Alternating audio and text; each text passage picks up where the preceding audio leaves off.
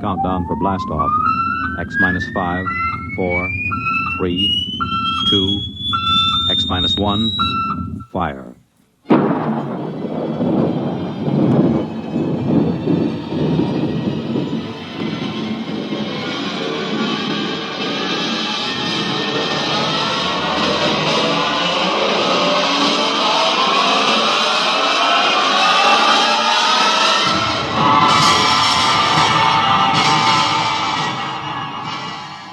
From the far horizons of the unknown come transcribed tales of new dimensions in time and space.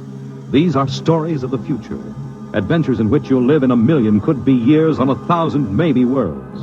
The National Broadcasting Company, in cooperation with Street and Smith, publishers of astounding science fiction, presents X minus 1.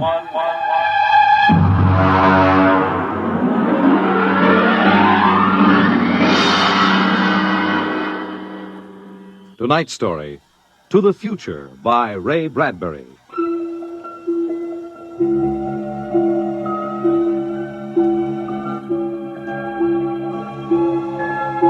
Time is an interesting phenomenon. A ticking clock, the running sands of an hourglass. All these have captured the imagination of men. But time is more. It exists now, and then, and in the future. Suppose we are in the year 1955. Coexistent in time may be worlds we have never seen, the worlds of the past and of the future. The year 1955. It was a spring night in Mexico, fiesta time. The fireworks shot up into the clear, dark sky, and the papier-mâché bull ran about the plaza chasing boys and laughing men. Mr. and Mrs. William Travis stood on the edge of the yelling crowd, smiling. Bill, what is it? What did they say? They're cheering for the bull. Here he comes. Good, isn't he? How they rig that fire breathing. Oh, Bill, it's wonderful. I've never enjoyed myself so much in my life. It's terrific. They caught the bull. Bravo, Toro! Oh, Bill, it will go on, won't it? I mean, our trip. Sue, don't worry. I've got enough traveler's checks for a lifetime. Oh, no, but suppose they find us. Forget it. They haven't a chance. Suppose they do. Suppose they take us They'll back. never find us. Oh, relax. Enjoy yourself. If it only lasts. Come on. Let's get out of the crowd. Huh? You need a drink. Let's try something different this time. I want to try every drink there is in the world. Don't worry. There's no rush. We've got plenty of time now. In here. There's a table over there. Come on. Bill, What's in there? don't look right away. Huh? Over your left shoulder, right by the end of the bar. That man. What is it? I saw him this morning in the plaza. Take it easy. The town's full of tourists. He was at Juarez and Atasco. Bill, I'm afraid. Don't stare at him. Come on. I know it's the same man. He was wearing the same white suit. Sit down, Sue. Come on, dear. Smile. Act natural. Bill, he's been following us. He's a searcher. I know he is. Quiet. Here, boy. Si, senor. Benedictine and brandy, too. Si, senor. He's been watching us, Bill. Pull yourself together, Susan. They can't take us Will back. you quit worrying? The chances are 1 in 1,000 that they found us. It's probably just a coincidence. I want to lie down. I think I'm going to be sick. Susan, hang on, will you? If he is looking for us, we can't run out. It'd attract He attention. must have slipped up when we checked out in New York. What's he doing now? Stopped our waiter. He's asking him something. May just want a drink. Bill, I can't stand it. I've got to go upstairs and lie down. All right. As soon as we finish our drinks. What's he doing now? He's nodding at me. As if he knows me. He's smiling. Bill, he's coming over here. Watch yourself. We've got to go right on in front of him, so if he is what we think he is, he won't suspect. I can't. We've got to. Come on. So I said to David, that's absolutely ridiculous. What do you... Mr. Kristen, you did not pull up your pants leg when you sat down. What? I'm afraid you've got the wrong person. My name isn't Chrysler. Kristen. Oh. I'm William Travis. I don't see what my pants leg has to do with it. Mind if I sit down? See, everyone nowadays pulls up his pants leg when he sits down. Like this. See, it keeps the trousers from bagging at the knees. But of course, if you're not used to this style of clothing... Now, see here, we don't know you. You don't? I'm sorry. I thought I knew you. This is our table, if you don't mind. You see, I'm looking for two friends of mine. A man and his wife, very much like you. The man is an atomic scientist, the wife a bacteriologist. Very important people. They work on government business. What are you talking about? And when I find my friends, I'm going to take them home with me. Look here, Mr. Sims. That will do for now. Well, look, I understand you thought you knew us, but you see, you're mistaken. Now, if you'll excuse us, my wife and I were just going up to our room. We have to make an early start in the morning. Oh, going for a trip? Acapulco, perhaps? Oh, a lovely spot. Never mind where we're going. Yes, of course. You don't like crowds, tourists. Probably like to get off the beaten path. You know, I have a vacation folder here that might interest you. Please, Bill, let's go. It's put out by an outfit that calls itself Travel in Time, Incorporated. Travel in time? Yes. They've come up with a rather intriguing idea. Here. Travel in Time, Incorporated can costume you, put you in the crowd at any place and time in history. We guarantee to teach you any language you need to move freely in any year without risk of detection. This summer, why not escape from the worries of our modern world? Take your vacation in time. That's impossible, of course. But think what it would mean.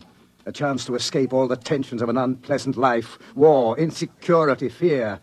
Suppose you were a scientist working on a dangerous bomb project. Or you, Mrs. Travis. Suppose you were a bacteriologist working on disease cultures, and you had a chance to escape all that, to take a vacation 200 years in the past. It would be wonderful, wouldn't it, to escape to a more peaceful world? A trip back to 1955? 1955? But you said a vacation in the past. So I did. But you see, 1955 is the past. If you come from the year 2155. 2155. Yes. Terrible times. Most unpleasant. A war raging. An atomic, bacteriological war. Terrible times. With none of the little comforts we enjoy today. Like this fine Havana cigar. Well, I want to go upstairs.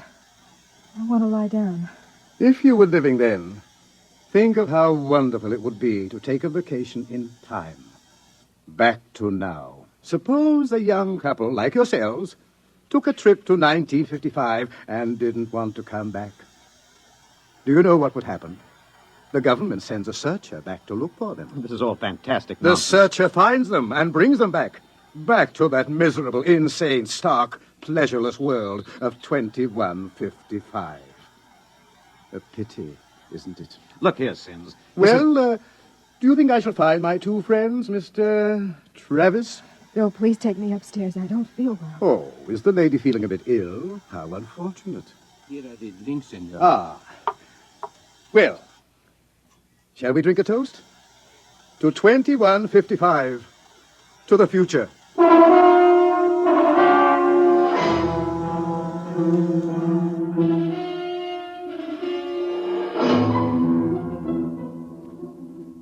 Inside.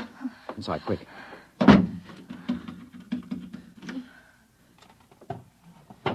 What are you doing? Shoving a chair under the doorknob. He knows. He's been following us. He's a searcher. Look, keep quiet, Sue. I want to You're think. going to take us back. It isn't over yet. I've got a headache. I'll get you an aspirin. What will they do to us? I don't know. Something slipped. Something must have slipped. But we were so careful. The searchers are trained to watch for detail. Things like not pulling up my trousers. Started them thinking, there's a man who isn't used to ancient clothes. I could kill myself for giving it away. No, it was my walk with these high heels. Here. Thanks. The nerve of that Sim sitting there looking us up and down like animals, smoking those stinking cigarettes. That's how I first noticed him at Tasco. He had 4 bottles of liqueurs and a pile of chocolates. Yes, he still hasn't gotten over that first greedy hunger. But we've got to look out for that. It's the sure sign of somebody from the future, trying to make up for a lifetime of shortages by stuffing yourself sick. Remember our first night? Bill, I can't stand it. We've got to get out of here. What are you doing? Packing. Get the suitcases out. It's no use. What do you mean? We can get to Acapulco by morning. Don't you think he's watching us? We could get away. No. We've got to sit tight. Maybe he isn't sure of us yet. Maybe we can still figure out some way to escape. Come on now. We'll need our strength. We'd better try to get some sleep.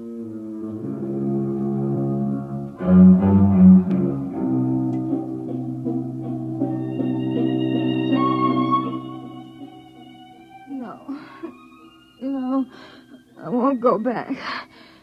Security, pull it. The bomb. It's falling and killing. What's the matter, No, Sue? no! Sue, wake up, Sue. Sue. Bill, where are we? It's all right. Calm down, honey. We're still in 1955. It's all right. Oh. You must have had a nightmare. Oh, Bill, it was awful.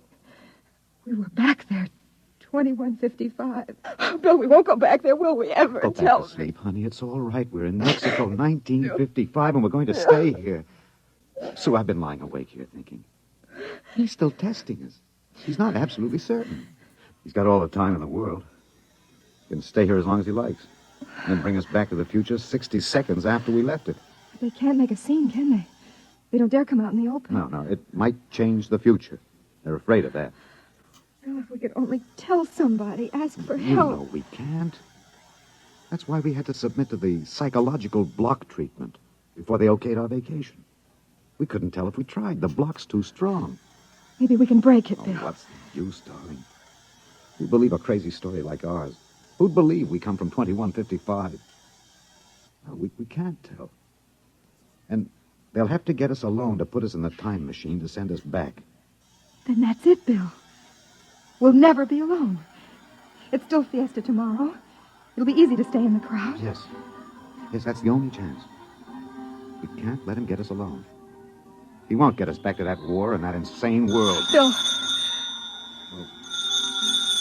Could be the room clerk. at 3 in the morning? I'd better answer. Don't, Bill, don't. I've got to. Hello? Hello? Mr. Travis?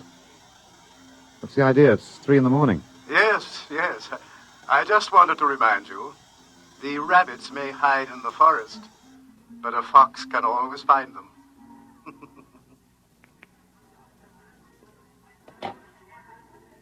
What was it, Bill? Bill.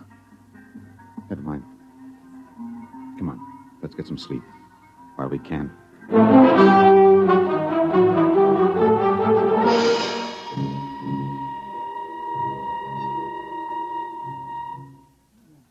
Buenos dias, señor y señora.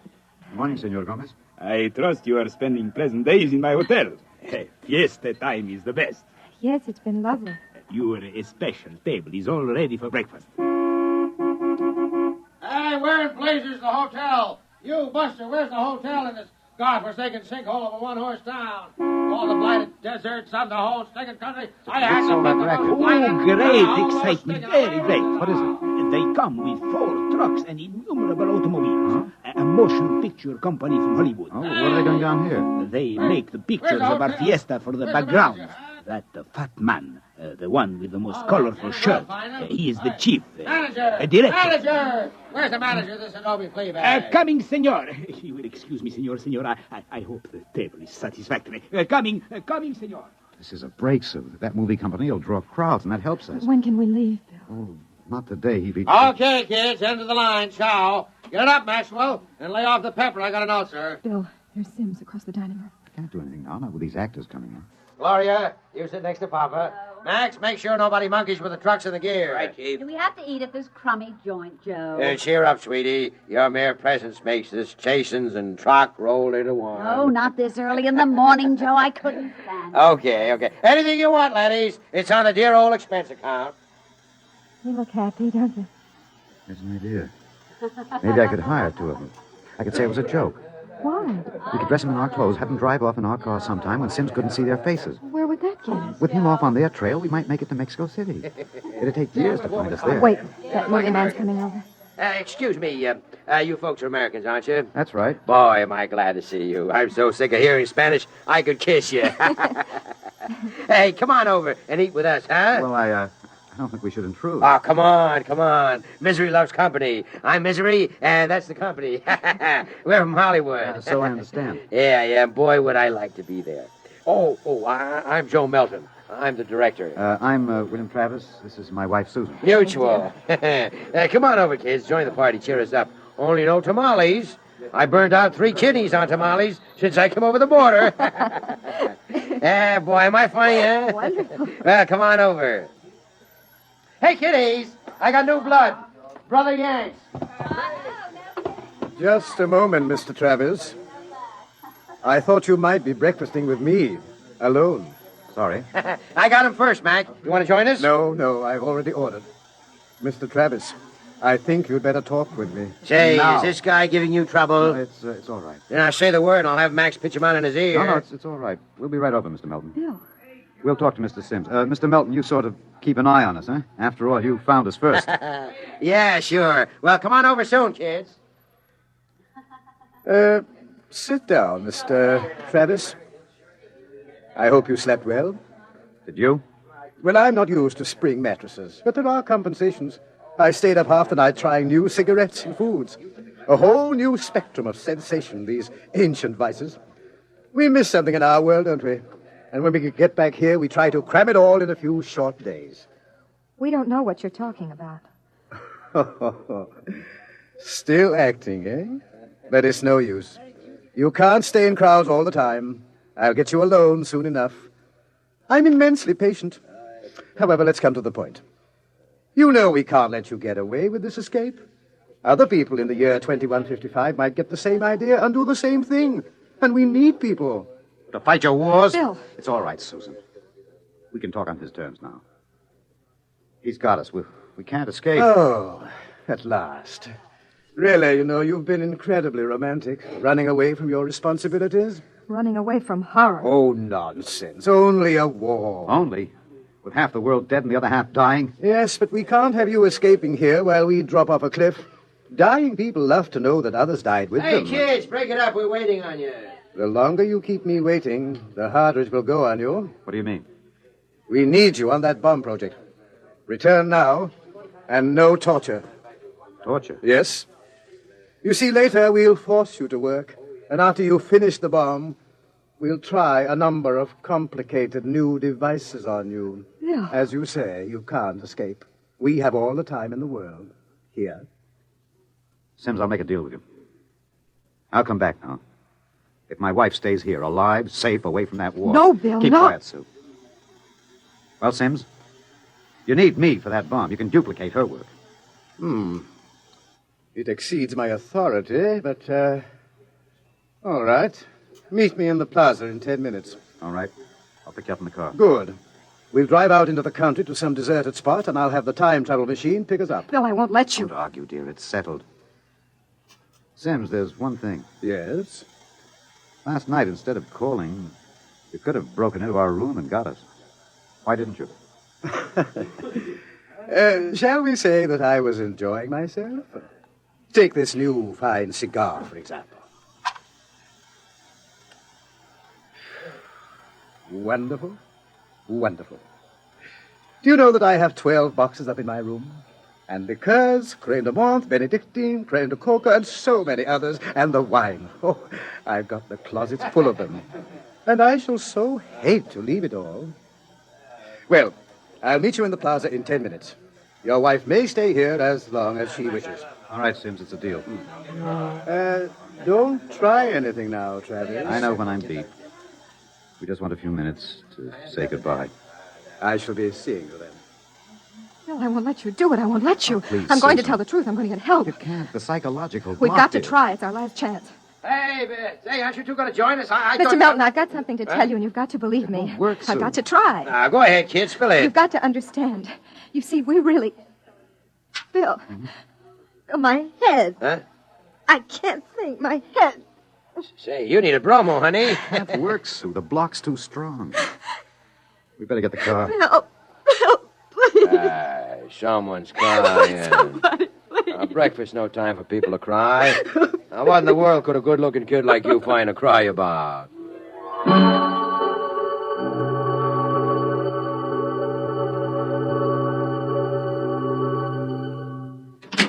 Bill, I won't let you do it.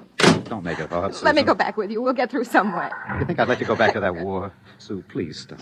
We haven't got much It time. was so wonderful here, Bill. Bill, please. There he is, smoking those Turkish cigarettes, waiting for There it. must be some way we can both stay here. Maybe there is. Bill, what are you going to do? Hang on, Sue, and duck when I tell No, you. Bill, you're heading right for him. He's not going to get either of us now. Down, Sue, down.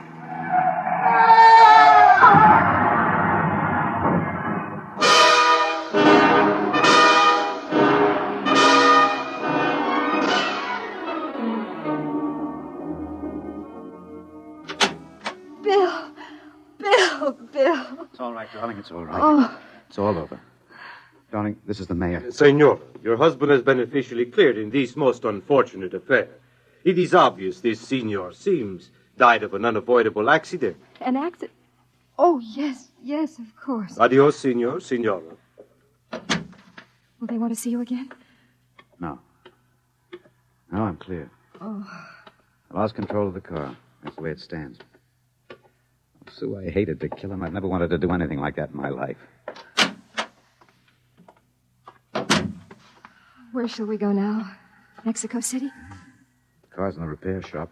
Won't be ready till 4.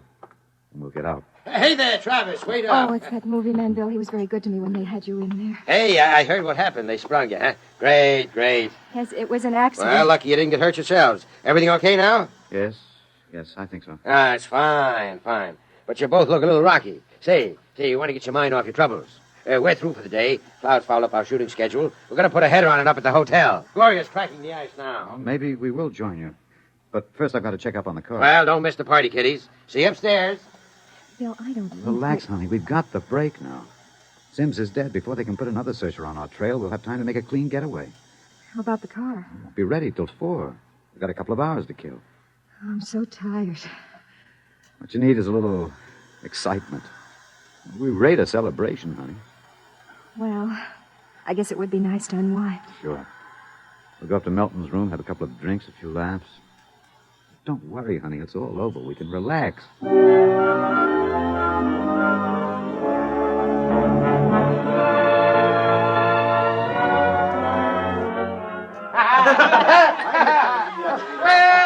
Well, kiddies. Well, we thought we'd join you, Mr. Melton.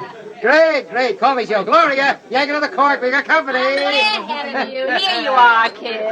You kids ready to drink? Yeah, that was a pretty messy business, but it's all over now, huh? Yes, it's all over. Time to unlax. Grab a glass, honey. Thank you. Hey, quiet, everybody. Quiet.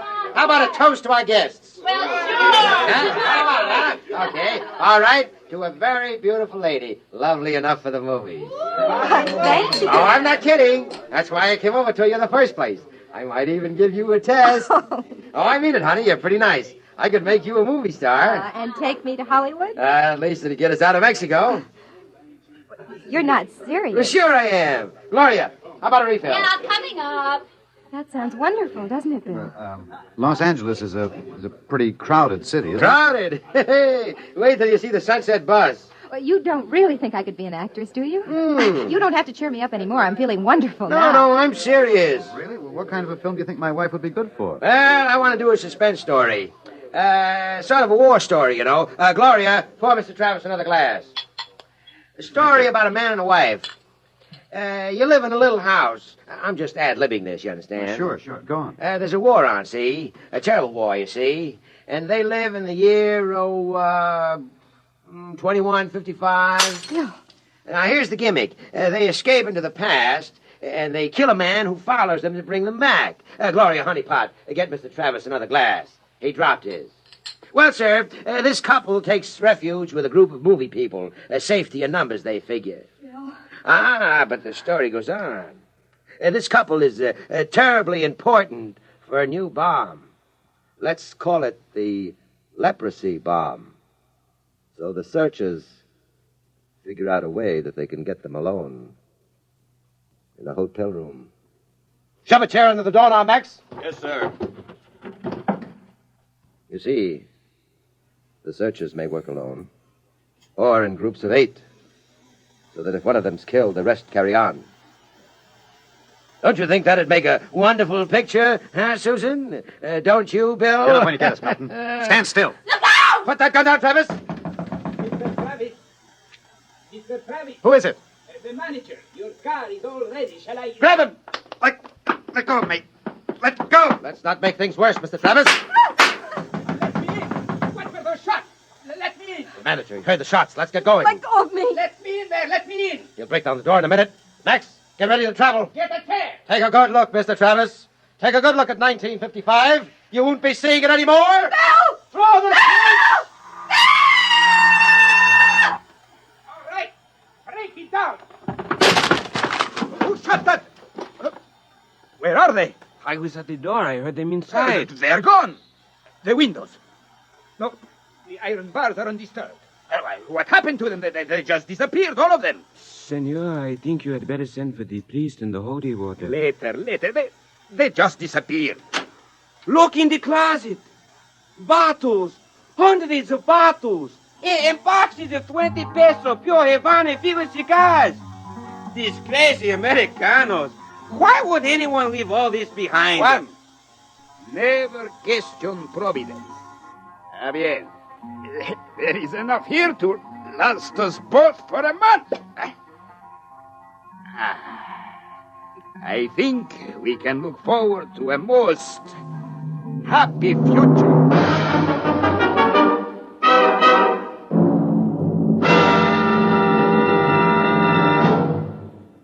You have just heard X-1, presented by the National Broadcasting Company in cooperation with Street and Smith, publishers of astounding science fiction.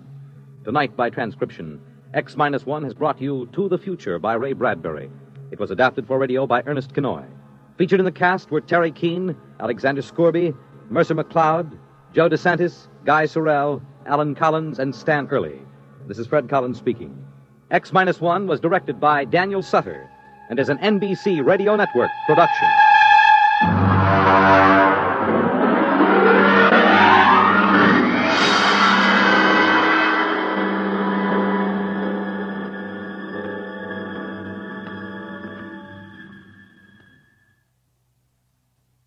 Next week on X-1, Ray Bradbury's story, Marionettes Incorporated.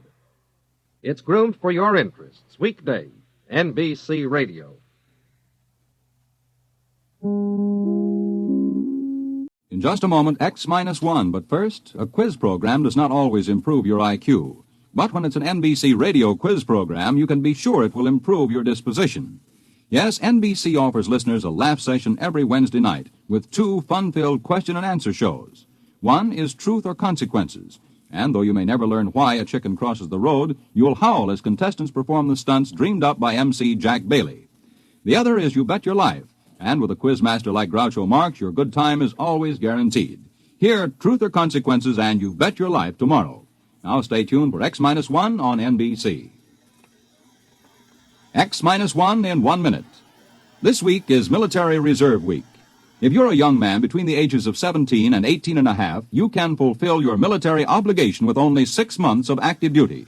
You need no longer ask yourself, when will I be drafted? By joining the 6-month reserve training program, you become draft exempt and can plan your future with confidence. You are paid for your service while in training. You may be able to pick the exact job you want depending upon your aptitudes in Army vacancies. You may enlist in the program and then receive a deferment until you've finished high school. Your training will teach you to protect yourself and your family in any emergency. The training builds you physically, and the technical skills you learn can help you later in your civilian career. There are many other big advantages for you in the 6-month training program.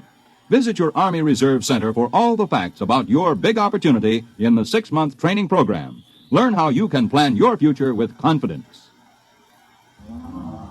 The book says, when the ship shall enter into the orbital pool of its destination, the motors will change in sound due to the increased anti-gravity component. A study is being made to interpret the meaning of the word destination, which was lost some 4,000 years ago and has always been a subject for much controversy. But this need not concern you. Suffice to be reassured that the change in the sound of the motors is a part of the scheme of things. Return to the schedule. The ship is all. Praise the ship. The ship is all. Praise the ship. Countdown for blast off. X-5, 4, 3, 2, X-1, fire. 5,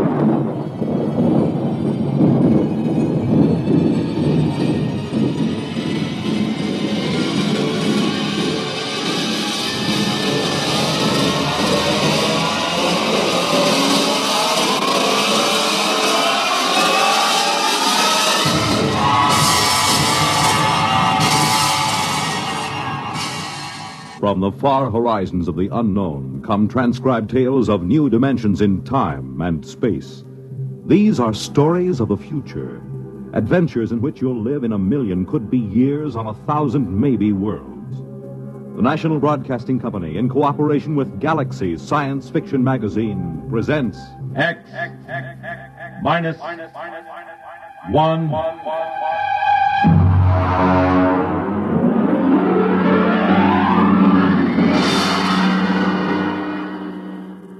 Tonight, The Sense of Wonder by Milton Lesser.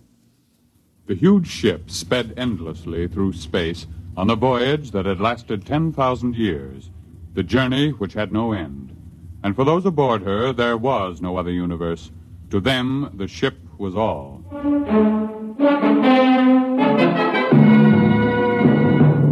The ship is all. Rykud read the slogan embossed in raised letters of steel outside the door to the priest's compartment. The ship is all.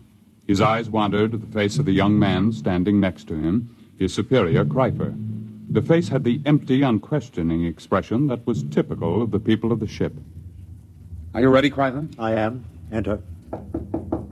Come in. Well? I am Kreifer. Superior class, 3rd level, compartment Y51. Welcome. This is my attendant, Rykud. Be welcome. Praise the ship. Praise the ship. What is your mission? My superior's schedule shows that today he is 25 units of age. He is ordered to appear before the priest of the 3rd level to be given a woman. You have the schedule with you? Here. Good. You have your certificate of health and fertility? Show him the certificate, Rykud. Don't just stand there dreaming. Oh, yes. Here. Good. Return to your compartment. I will have the matron bring you a woman from the 4th level. Praise the ship. Praise the ship.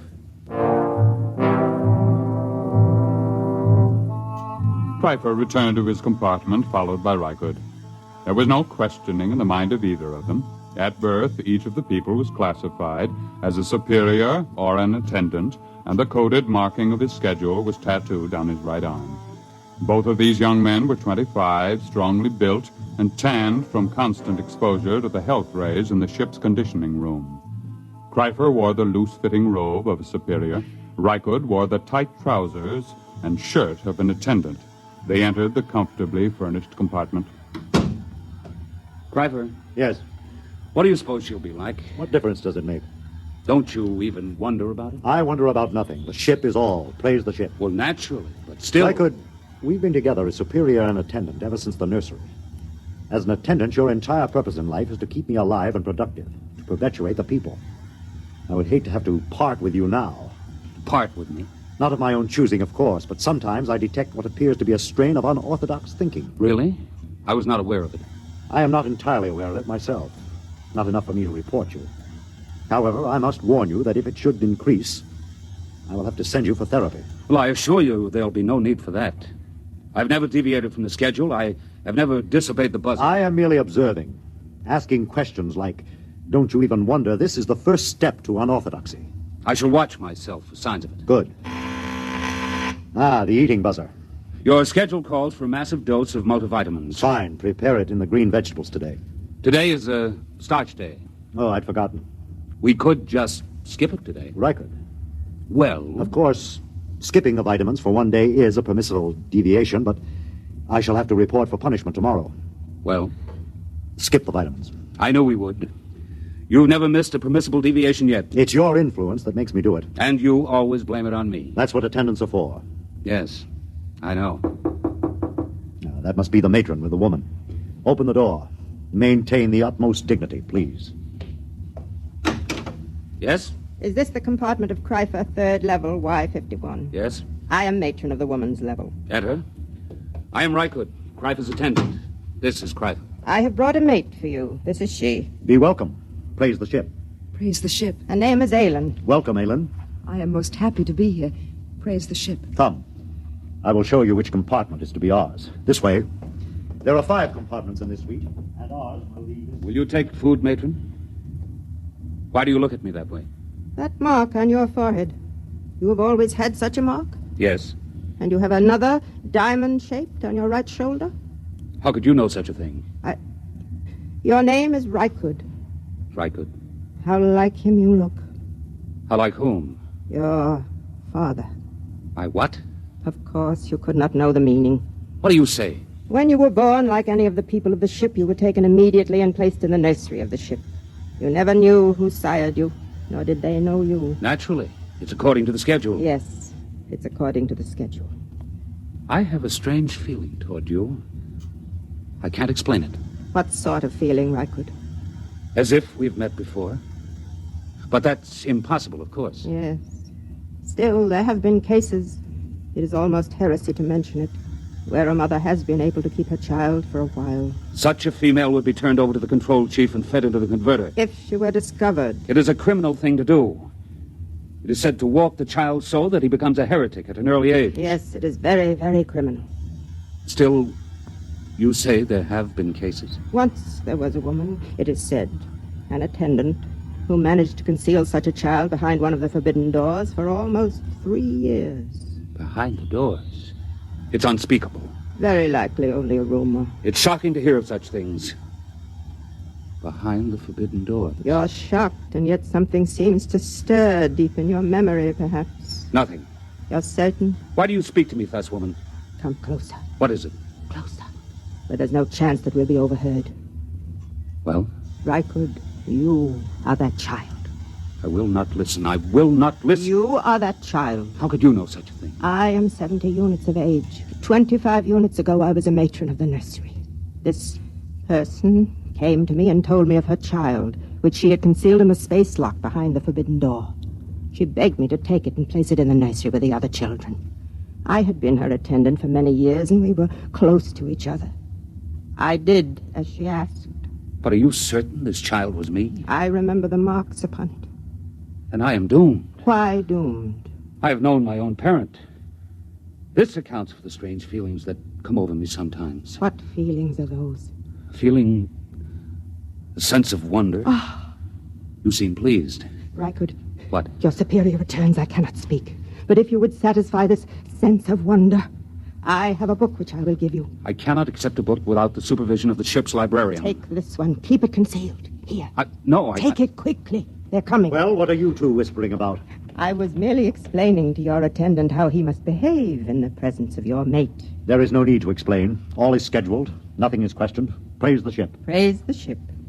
I hope that your union will produce the optimum number of children. I leave now. Aylin. Yes, Pfeiffer. Your duties will be very simple. Rykud will teach you how to prepare my meals, and you will memorize my schedule.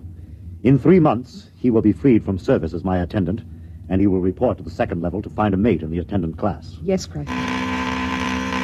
It's time for my health treatment. Teacher Rykud. Yes, Cryfer. Come here. Closer, where I may examine you. This is Cryfer's schedule. You will memorize it. Yes. Here is a list of permissible deviations. Oh, I'm familiar with it, naturally. I see. I was not aware of what training you received on the women's level. The matron trained us well. Good. You have been with the matron a long time? Ever since I left the nursery. I see. What is she called? Mara. Mara? Tell me, did she ever speak to you of a sense of wonder? Are you of the control police? Certainly not. Then you should know better than to discuss feelings. I'm sorry. I thought perhaps... What's that? The change bell. There has been some change. It frightens me. Oh, what does it mean? I don't know. I heard it only once before. When the ship passed very close to a red planet, there was a shower of stars, and the ship seemed to shake, and the change bell rang. We were all summoned to the priest and told that we must undergo a test for radioactivity. What are we to do now? Rykud, Aylin, quickly. It is the change bell. We are all summoned to the priest of our level. Quickly! Within a few moments, the people of the third level of the ship were assembled in the area outside the compartment of Chul, the priest. They stood there trembling, listening in panic to the clangor of the change bell, not daring to wonder what it meant, but aware that something different had happened. Something different. I'm frightened. Hush! The priest is coming. The ship is all. Praise the ship. Praise the ship. Listen to Chul, your priest. I have just been in contact with the chief priest of the ship. This is what I have been given to say. For 10,000 years now, ever since the ship began the voyage which has no end, we have lived as one people following the schedule. In those years, the change bell has rung only twice. On one occasion, it was to announce a change in the schedule for the preservation of the people of the ship following the epidemic. On another occasion, the ship passed close to a radioactive explosion, and it was feared that we had become dangerously activated. Now the change bell has rung again. You wish to know the reason, naturally. I am given to tell you there has been a change in the sound of the motor. There is no cause for alarm. The priests have consulted the book, which no man may see save the high priest. And we have learned that there is in the book a provision for a change in the sound of the motors. The book says, when the ship shall enter into the orbital pool of its destination, the motors will change in sound due to the increased anti-gravity components. A study is being made to interpret the meaning of the word destination, which was lost some 4,000 years ago and has always been a subject for much controversy. But this need not concern you. Suffice to be reassured that the change in the sound of the motors is a part of the scheme of things. Return to the schedule. The ship is all. Praise the ship. The ship is all. Praise the ship. On his way back to his compartment, Rykud stopped for a moment in front of the forbidden door which led to no one knew what, and listened to the sound of the motors. Yes, it was true. There was a new sound. It was frightening, and yet at the same time it made Rykud's heart leap with expectation. He looked at the forbidden door again and read the warning.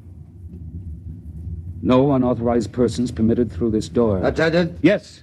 What's your name and compartment? Rykud, attendant to Kryfer, third level, Y51. Who are you? Graf, control police. Why do you loiter outside the forbidden door? I was merely reading the warning, trying to impress it upon my brain. Is there a need to impress it? You have doubts? Well, no. No, of course not. Then why bother to impress it? If you have no doubts, there's no need to impress it. Well, I was merely... You see, I am engaged in the training of a mate for my superior. I wish to make certain that she knows every jot and line of the warning. Has she doubts? I'm sure she does not. Then why impress the warning upon her? It should be sufficiently impressed upon her since birth. I was merely... You were merely loitering, eh? Tell me, Rykud, do you ever wonder what is behind the forbidden door? Never. Are you perfectly content? Perfectly. Good. I'm going to enter your name in my report as a warning. See that it is not repeated. I will see. Return to your compartment. I will return. Praise the ship. Praise the ship. Rykud went back to his own compartment. He tried to push the events of the day out of his mind. It was almost too much to cope with.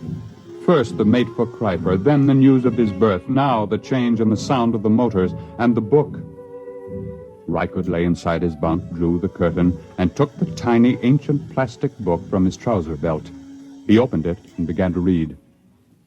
It was thought advisable to keep from the passengers on the ship the fact that their voyage might end in catastrophe. Forced to leave the Earth because of its radioactivity following the 3 wars, the inhabitants of the ship, to all intents and purposes, became the inhabitants of a new world. The ship was their world.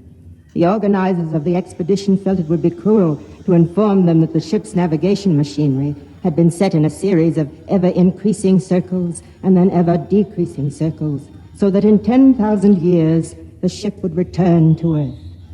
There was the possibility that Earth would no longer exist, or that the radioactivity would have made it uninhabitable, even if the remaining humans hadn't managed to explode it. Therefore, the ship became all. Even the word destination was eliminated. If it were known that I had chronicled this account, I would most certainly be executed and the book destroyed. Most likely it will pass into legend and be disbelieved anyway, just as fairy tales and even biblical accounts have become tolerated but disbelieved by many who were... The sleep buzzer sounded, and Rykud's eyes closed automatically. Ordinarily, the people of the ship did not dream. It was considered a sign that therapy was needed. Tonight, Rykud dreamed.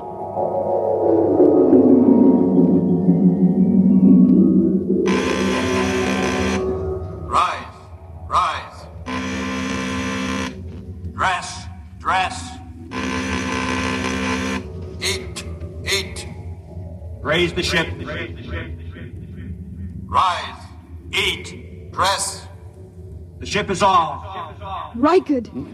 No. Rykard! What? Shh. What is it? You've been dreaming. I heard you and came in to see what was troubling you. Where's Cryfer? He sleeps like the dead. I was dreaming. Aylin, look at me and tell me the truth. Do you ever dream? Do you? Yes. I knew it. I could tell it by looking at your eyes. But you mustn't tell anyone. I won't. You were very close to the matron, were you not? Yes. Did she ever read to you? Read? Did she ever read from this? Where did you get that? She gave it to me. Then you must be one of the trusted ones. Who are the trusted ones? Some of us, the women who were with the matron since we were very small. We've been trusted by her to hear the reading of this book. I see. But if anyone found out... I know. Rykard? Yes? I feel very strange. I, too. What is it? I don't know. Sometimes, after the matron had read to us from the book, I would have this feeling, strange and frightened. And she would comfort us. Comfort? What does that mean? She would put her arms around us. And did that comfort you? Yes.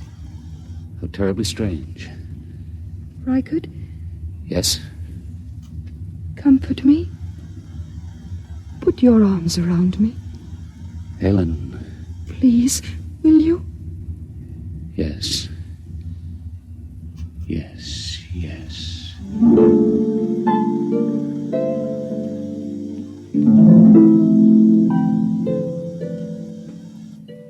On the following morning, when Cryfer went to the conditioning room, as prescribed by the buzzer, Rykard drew Aylin over to the spaceport and slid aside the protective shield.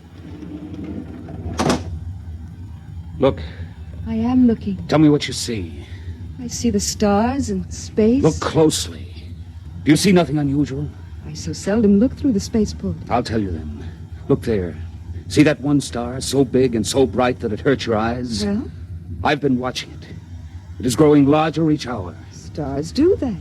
Never has one been this large. What difference does it make? The stars exist only as pictures in the glass of the viewport. They're not real. The ship is all. That is what we are told, but perhaps it isn't true. What?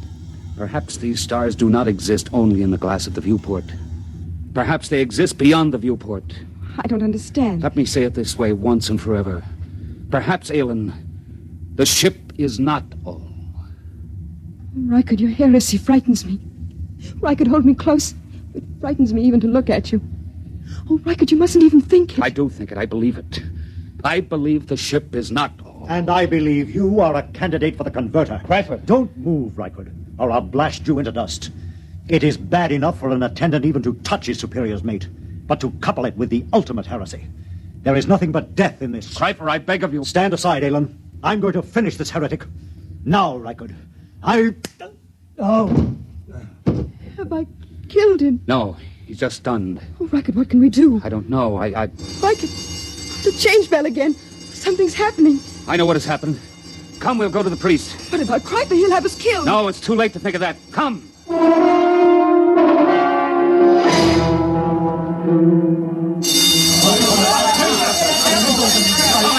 Stand close to me. The priest is entering. Silence! Once again, the change bell has sounded. There has been another change. Doubtless you all felt the shock and the vibration a moment ago. I am informed that the motors have stopped. Silence! However, once again, there is no need for any panic or alarm. We will continue to live our lives just as before. The only thing that has changed is that the motors have stopped and that the view in the viewports has changed. Behold. The view in the viewports has been changed from the stars to a garden. That is all there is to it. The book makes mention of the fact that the view in the viewports is changeable. Go back to your compartments and resume the schedule. The buzzer will be your guide as always. The ship is all. The ship is all. Wait! No, I have something to say. Listen, this is what I have to say. The ship is no longer all. Seize him! Keep back! I have my superior's ray gun. I will destroy any who move to seize me. Listen to what I have to say. The view in the viewports is not just a garden. It is the destination. It is the Earth. Don't you understand me? We have arrived. We have reached the destination. The journey is over. We can leave the ship and go out into the garden. Fools, can't you understand? Watch the viewport. Watch it. The viewport is broken. I've shattered it. You can go out. Feel the air rush in. Smell its fragrance. Riker, they don't move. They don't understand. Seize him! Kill the heretic! Kill him! Riker, they're moving toward us. Run. Follow me quick. After him! Death to the heretic!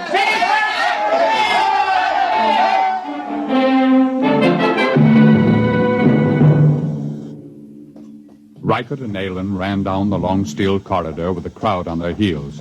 After a few moments, they came to the forbidden door of the control room. Aylin, quick, in here. Riker, it's forbidden. I'll have to blast the lock. Quickly, now come. Now, help me close the door. Now the bar. We're safe in here for a while. Not even the priest can make them come in here after us. It'll take them time to figure out what to do. Riker, look. Look at the machinery. Oh, it's frightening. We're in the control room. It tells about it in the book. You see this big machine here? There was a drawing in the book. This is the machine that controls the buzzer. Just a simple machine like that? Yes, a simple machine. Stand back. What are you going to do? I'm going to smash it.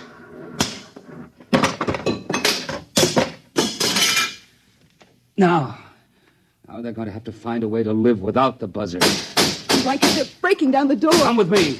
Where can we go? There's nothing except the ship. No, there is more than the ship now, Aylin. There's the Earth. The cool green Earth. I'm going to smash the viewport. Come on. We're going to leave the ship. Riker, I'm frightened. Put your arms around me. There's nothing to be afraid of. Come, Aylin. Take my hand. Here is the Earth. And it is ours.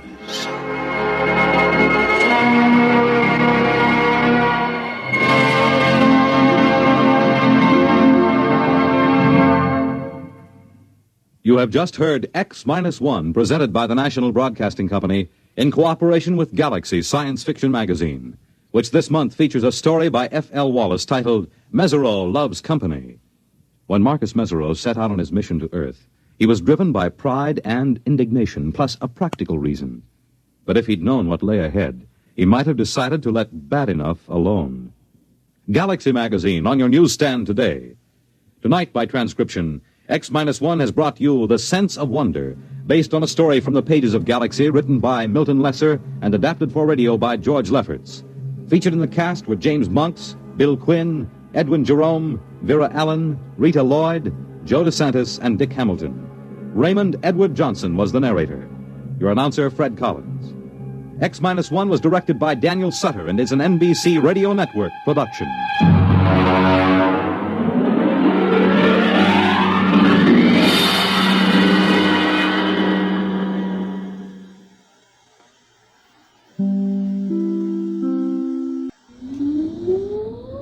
Countdown for blast off.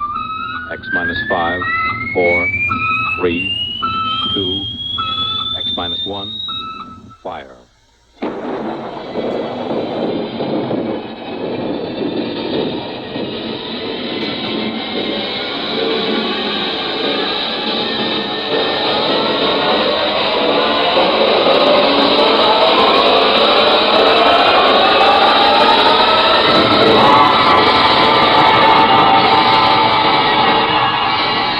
From the far horizons of the unknown come tales of new dimensions in time and space. These are stories of the future, adventures in which you'll live in a million, could be years, on 1,000 maybe worlds. The National Broadcasting Company, in cooperation with Galaxy Science Fiction Magazine, presents X-1.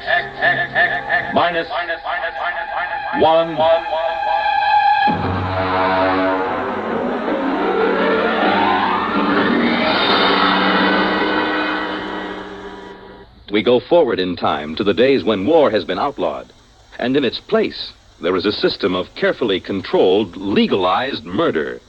The story, The Seventh Victim, by Robert Sheckley.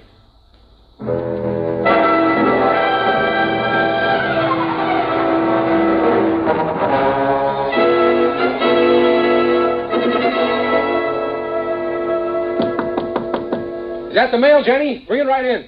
No, it isn't the mail. Are you anxious, Stan? Well, you know how it is when you're waiting for notification. It's been 2 weeks. The government's behind schedule, as usual. Oh, that's always the way it is. Now, when you get to be my age, you won't worry about it anymore. At 73, you can afford to wait for the mail. Well, how about the ad? Have you got it done? Sure, E.J. Want me to play it back for you? Of course, I recorded it myself. We'll have an actor in for the actual recording. You ready? Go ahead. Hi there, neighbor. When you're in a crowd, when you're among strangers, do you feel safe? Are you protected by that vital underarm area? You aren't, unless you own a Protect suit. The finest tailoring in the world has gone into a Morger and Freeline Protect suit to make it the leader in men's fashion. Protect suit is the safest as well as the smartest. Every Protect suit comes with special built-in gun pocket, guaranteed not to bulge.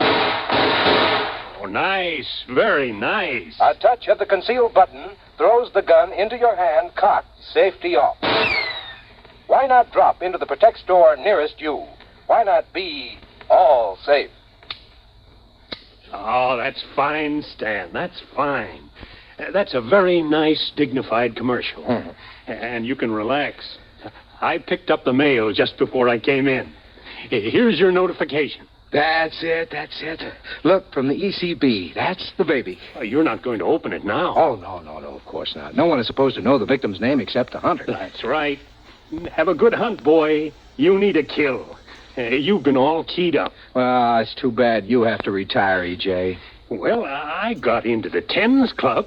10 hunts. That's not such a bad record. 10 hunts? Of course not. 10 hunts, and then, of course, victim in between. That's 20 kills. Mm-hmm. I sure hope my victim isn't anyone like you. Don't worry about it. What number will this be? My 7th. Oh, lucky 7. Go to it. We'll get you into the 10s club yet. By the way, I got a circular in the mail. Maybe you'd like to use it. Okay. Victims, why take chances? Use an O'Donovan accredited spotter. Let us locate your assigned killer. Pay after you get him. Oh, well, thanks a lot, E.J., but I've got my own spotter. Very good fella. Well, I suppose you're anxious to get home, open up, and find out who your victim is. What's that? Oh, shooting down the hall. I guess somebody got his victim. Good for him, eh? You bet. Oh, it feels wonderful, E.J. I feel alive again.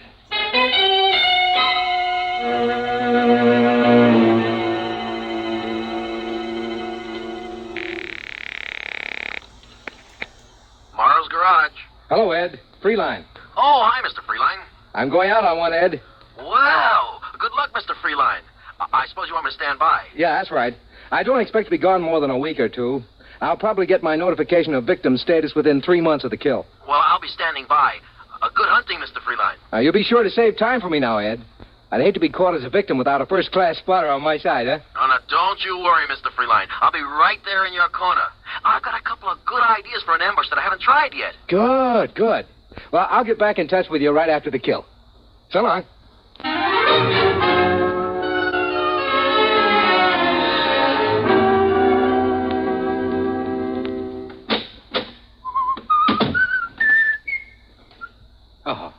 Mr. Freeline?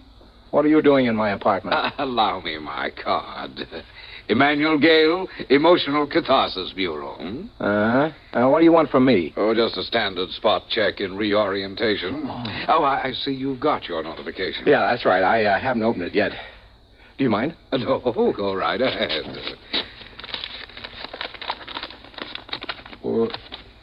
Yes. Anything wrong, Mr. Freeline? I mean, everything there. Photographs, address, description data. Yes, but it says Janet Marie Patzig. Janet Marie? I've never killed a female. Is this in order? Well, just a moment till I check my list. Yes, that's right. The girl registered with the board under her own free will. The law says she has the same rights and privileges as a man. Could you tell me how many kills she has? Well, I'm sorry, sir, but the only information you're allowed is the victim's legal status and the descriptive data that you've received. Could I draw another? Well, you can refuse the hunt, of course. That's your legal right, but you'll not be allowed another victim until you have served. Women, always trying to horn in on a man's game. Why can't they stay home? Just doesn't seem feminine. Look, Gail, do you mind if I start packing? Oh, no. Go right ahead.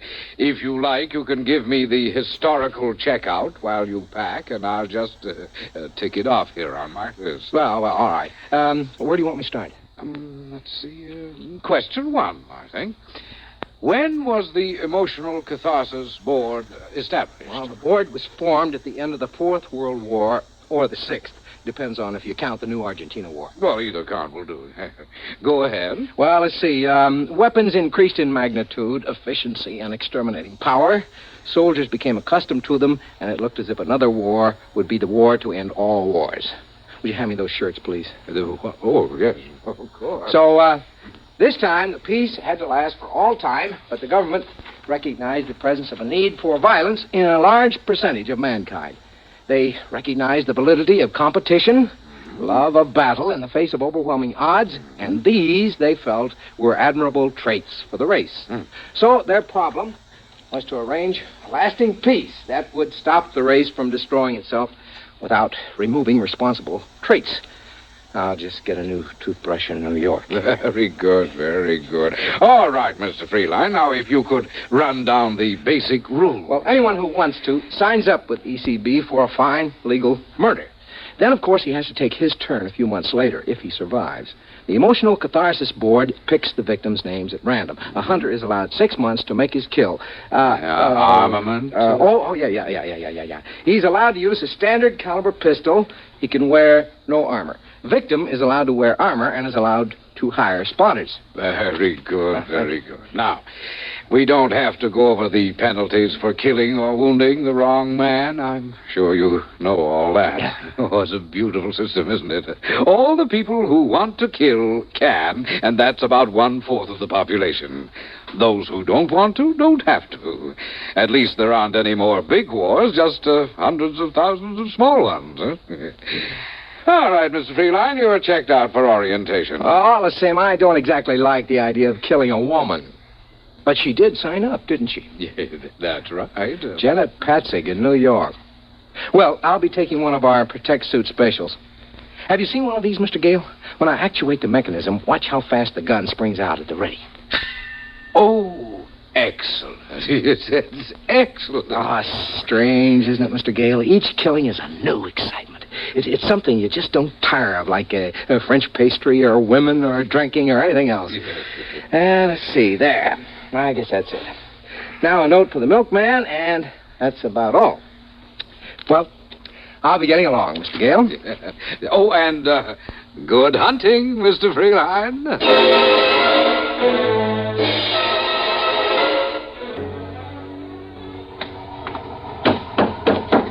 Where to, Chief? Carlton Hotel. Carlton, you bet. Just get into town? Is it that noticeable? I've been picking up from the airport for maybe 10 years. I can spot an out-of-town killer by the way he carries his suitcase. You wouldn't be working as a spotter, would you? Oh, no. The Hack Bureau don't like it. This isn't your first kill, I can tell. Yeah? Yeah, guys on their first kill get too anxious. They want to drive right to the victim's address, walk right into an ambush. I'd say you had maybe 5, 6... 7. 7? Well, you haven't got too long to go before you get into the Tens Club. You ever been hunting? Nah, I can't afford it. Look, I'll tell you what. If you can just drive me around the Chelsea area, I'd just like to look at the streets. Aha, that's where your victim hangs out, huh? Sure, be glad to. You know what you ought to do, Mac? You ought to drop in at the Hunter Hunting Show at the Coliseum. They got everything. Bulletproof vests for victims, hats with bulletproof crowns. I seen an ad for a Malvern straight shot ECB approved. Carried a load of 12 shots with a deviation of less than 1,000th inch per 1,000 feet. Oh, it sounds like a fine gun. And they got all kinds of trick things. You know, canes with 4-shot magazines, .45 caliber flashlights, all kinds of things. Those kind of novelties are all right for the first time, but the old-fashioned ways are the best. Hey, look at that. Somebody got it. I missed it. Nothing to see now. In about 4 minutes, the guys from the Department of Sanitation will carry away the corpse. Yeah? Well, this is the neighborhood, Chief. You want to give me the address? No, I'll just drive around. Okay, you're paying a meter.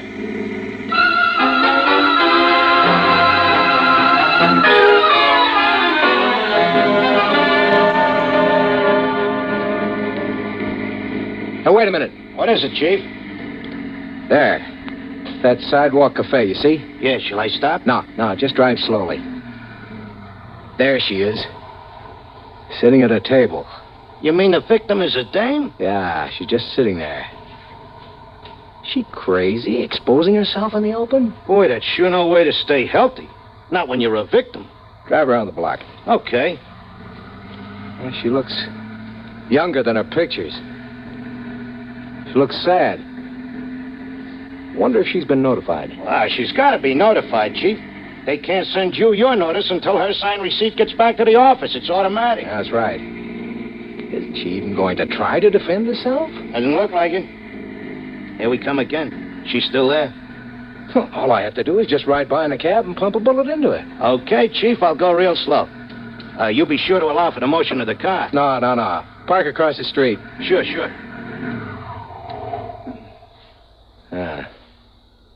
Both her hands are on top of the table. An easy, stationary target. All I gotta do is... Say, that's some gadget. Hey, remember to roll down a window before you shoot that gun, huh? Nah, it's an easy shot. It's too easy. Look, mister, hurry up, will you? If a cop comes along and finds you shooting out of my cab, he'll give me a ticket for double park. No, it's too easy.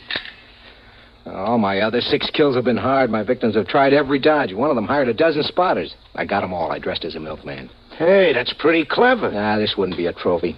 Here, put your flag up. I'm getting out. Okay. Going over to talk to her. She's your victim. I know. It's too easy this way.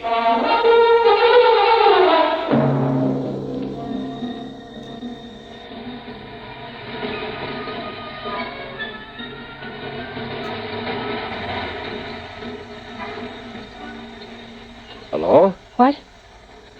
Hey, look, if I'm being fresh, just tell me and I'll go. I'm an out-of-towner here on a convention. I'd just like to talk to somebody. If you'd rather I didn't. Oh, I don't care. May I sit down? Like to buy you a drink, if I can? I don't care. My name is Stanton Freeline. I'm Janet. Janet what? Janet Patzik. Well, nice to know you. Are you doing anything tonight, Janet? I'm probably being killed tonight. Are you a victim? You guessed it. If I were you, I'd stay out of the way. No sense getting hit by mistake. Well, you're awfully calm about it. Don't you care? Haven't you got any spotters? No. Mr. Freeline, I'm a bad, bad girl. Huh? I got the idea I'd like to commit a murder, so I signed for ECB. Then I couldn't do it. Oh, I am sorry. But I'm still in, of course, even though I didn't shoot. I still have to be a victim. Well, why don't you hire some spotters? I couldn't kill anyone. I just couldn't. I don't even have a gun. Well, you got a lot of courage coming out in the open this way. What can I do? You can't hide from a hunter, not a real one. I don't have enough money to make a disappearance. Well, since it's your own defense, I should think... No, I've made up my mind about that. This whole thing is wrong, this whole system. When I had my victim in the sights, I saw how easily I could... Oh, let's forget it. I'm glad you talked to me. At least it'll pass the time.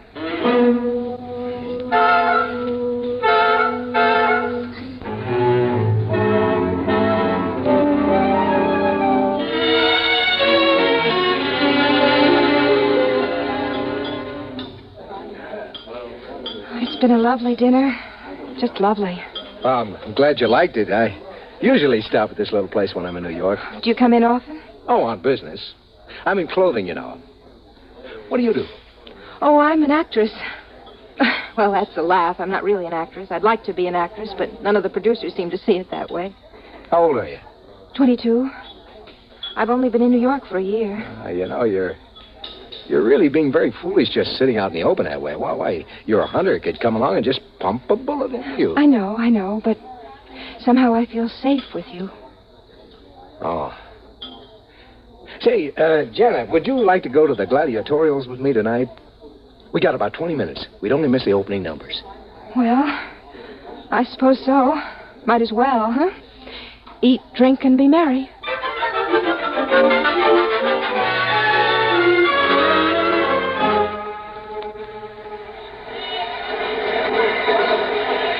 I'm a little disappointed. What?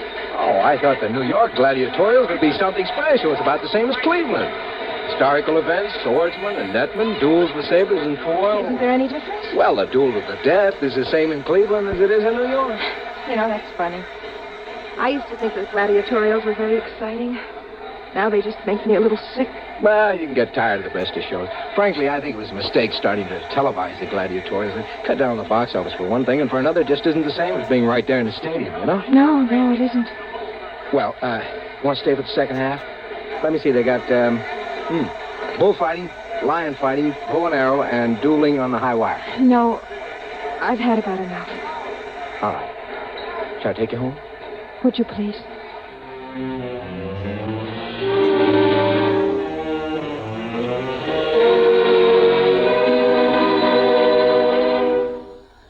Sit down.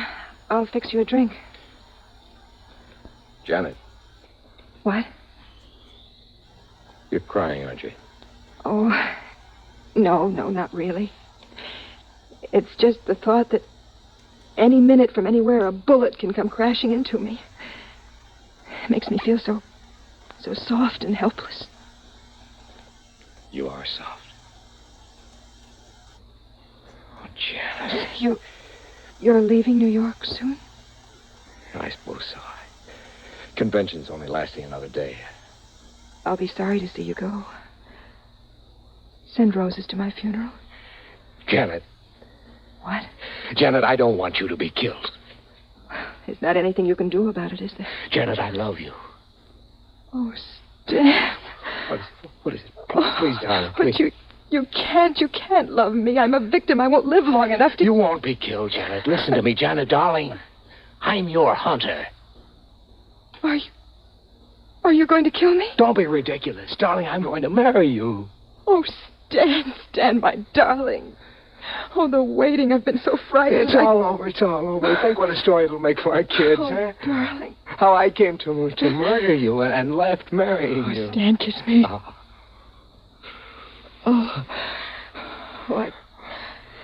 I think I'd better have a cigarette. Let's start packing. No, wait. You haven't asked if I love you. What? You haven't admired my cigarette lighter. What are you talking about? It's a lovely lighter, isn't it? With a small hole in the bottom. Just large enough for a .38 caliber bullet. No, don't. I'm not being funny, darling. But Janet, I love you. I told you I love you. What's the matter with you? I don't love you, Stanton. I am a good actress, aren't I? Even though the producers don't think so. You knew all along. Yes, of course. Don't reach for that.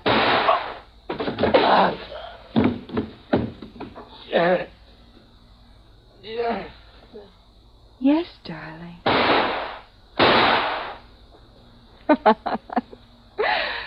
Well, now I can join the Tens Club.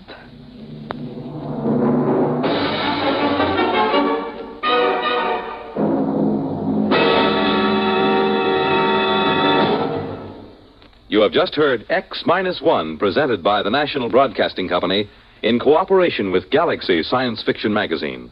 X-1 has brought you The Seventh Victim, a story from the pages of Galaxy written by Robert Sheckley and adapted for radio by Ernest Kenoy. Featured in the cast, Lawson Zerbe as Freeline, Terry Keane as Janet, his killer, Frank Maxwell as the cab driver, Ian Martin as Emmanuel Gale of the Emotional Catharsis Bureau, Irv West as Freeline Spotter, and Arthur Hughes as his business partner. Your announcer, Fred Collins. X-1 was directed by Kenneth McGregor and is an NBC Radio Network production.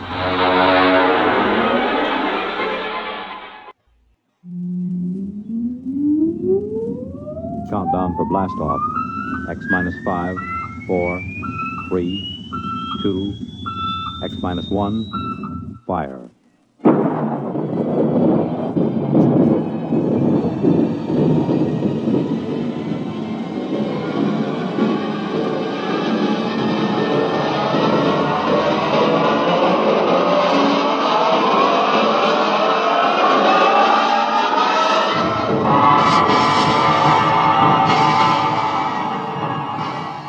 From the far horizons of the unknown come tales of new dimensions in time and space.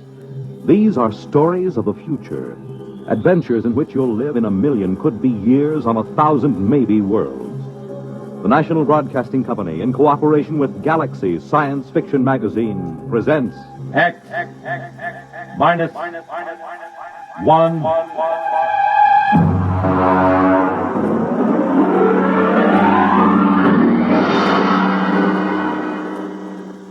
Tonight, The Discovery of MornielMathaway by William Tent.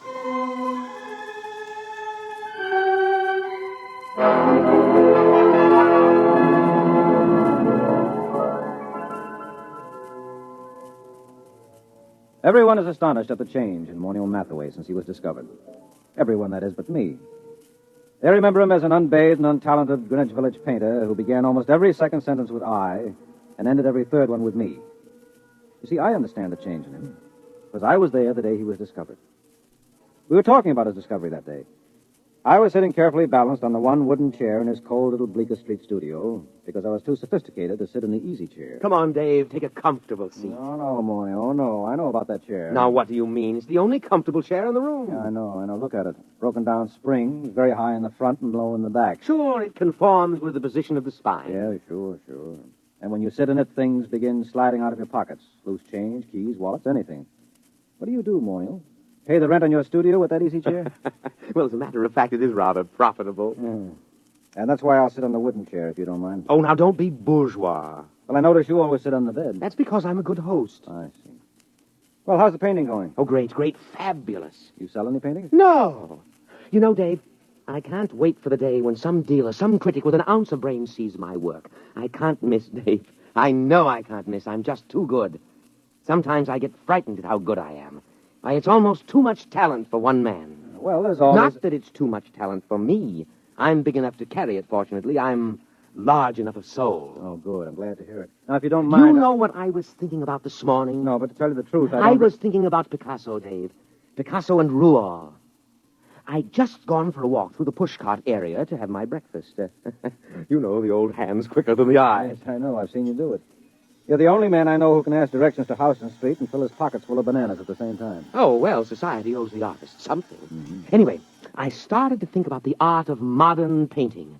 I think about that a lot, Dave. It troubles me. You do, huh? Well, I was thinking, who is really doing important work in painting today? Who is really an unquestionable great? I could think of only 3 names. Picasso, Rouault, and me. Well, naturally. Just 3 names, no more. Oh, it made me feel very lonely, Dave. Yeah, well, I can see that. But and then I asked myself, why is this so? Has absolute genius always been so rare? Why has my impending discovery been delayed so long? Oh, I've thought about it for a long time, Dave. I've thought about it humbly, carefully, because it's an important question, and this is the answer I came up with.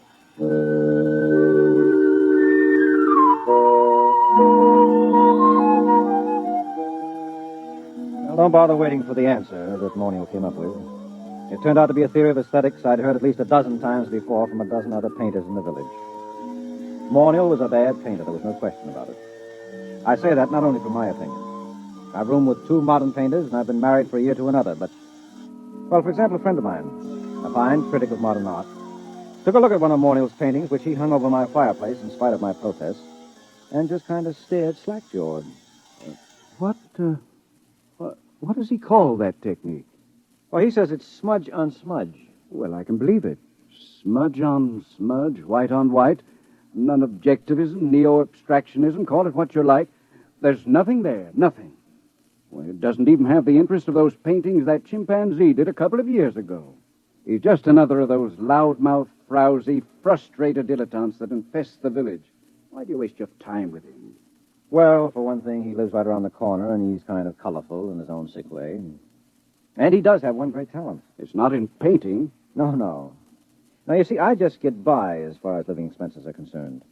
Things like good paper to write on, good books for my library, I can't touch them. And sometimes the yearning gets too great. You know, a newly published collection by Wallace Stevens. Well, if I find one I want, I just go over to Morniel's and tell him about it. He doesn't lend you money. Oh, no. Now, you see, we go out to the bookstore and we come in separately. And then I start a conversation with the proprietor about some very expensive out-of-print item I'm thinking of ordering, and Morniel just says, "Don't mind me, I'm browsing." Well, that's the high side. I'm browsing. Well, what happens? Well, while I'm keeping the proprietor talking, Morniel snaffles the Stevens. Isn't that just a little bit, Oh, well, I intend to pay for them, of course, just as soon as I'm a little ahead. Well, why does he do this for you? Oh, well, I pay off. I go through the same routine at an art supply store so Morniel can get canvas and paint and brushes. Of course, I really have to pay for Morniel's browsing. I have to suffer through listening to him, and then my conscience bothers me. Oh, it does? Yes, you see, I intend to pay for my things, but I know he doesn't. And that's why my conscience bothers me.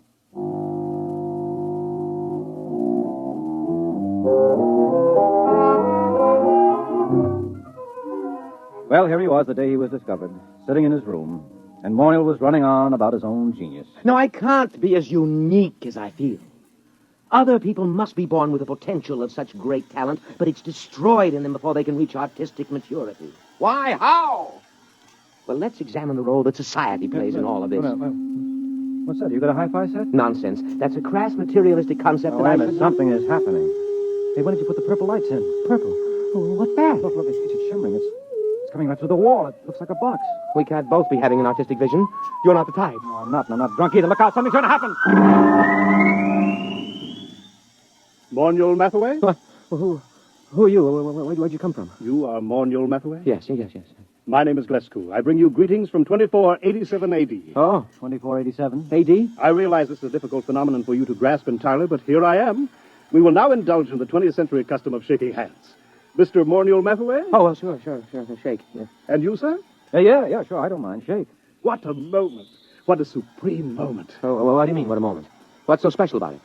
Are you the inventor of time travel? Me, an inventor? No. Time travel was invented by Antoinette Ingeborg in... Well, that was after your time. It's hardly worth going into at the moment, especially since I only have half an hour. Why half an hour? The skin drum can only be maintained that long. The skin drum is, well, call it the transmitting device that enables me to appear in your period. There is such an enormous expenditure of power required that a trip into the past is made only every 50 years. The privilege is awarded as a sort of go-bell. I believe I have the word right. It is go-bell, isn't it? The award made in your time?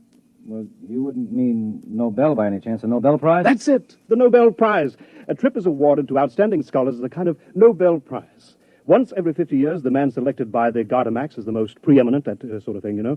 Up to now, of course, it's always gone to historians, or they frittered it away on the siege of Troy and the first atom bomb explosion at Los Alamos, or the discovery of America, things like that. But this year... Yes? Well, what kind of scholar are you? I am an art scholar. My specialty is art history, and my special field in art history is... What? You, Mr. Mathaway. In my own period, I may say without much contradiction, I am the greatest living authority on the life and works of Morniel-Mathaway. My special field is you. Dave, did you hear that? Dave! I heard. Do you mean that I'm famous? That famous? Famous. You, my dear sir, are beyond fame.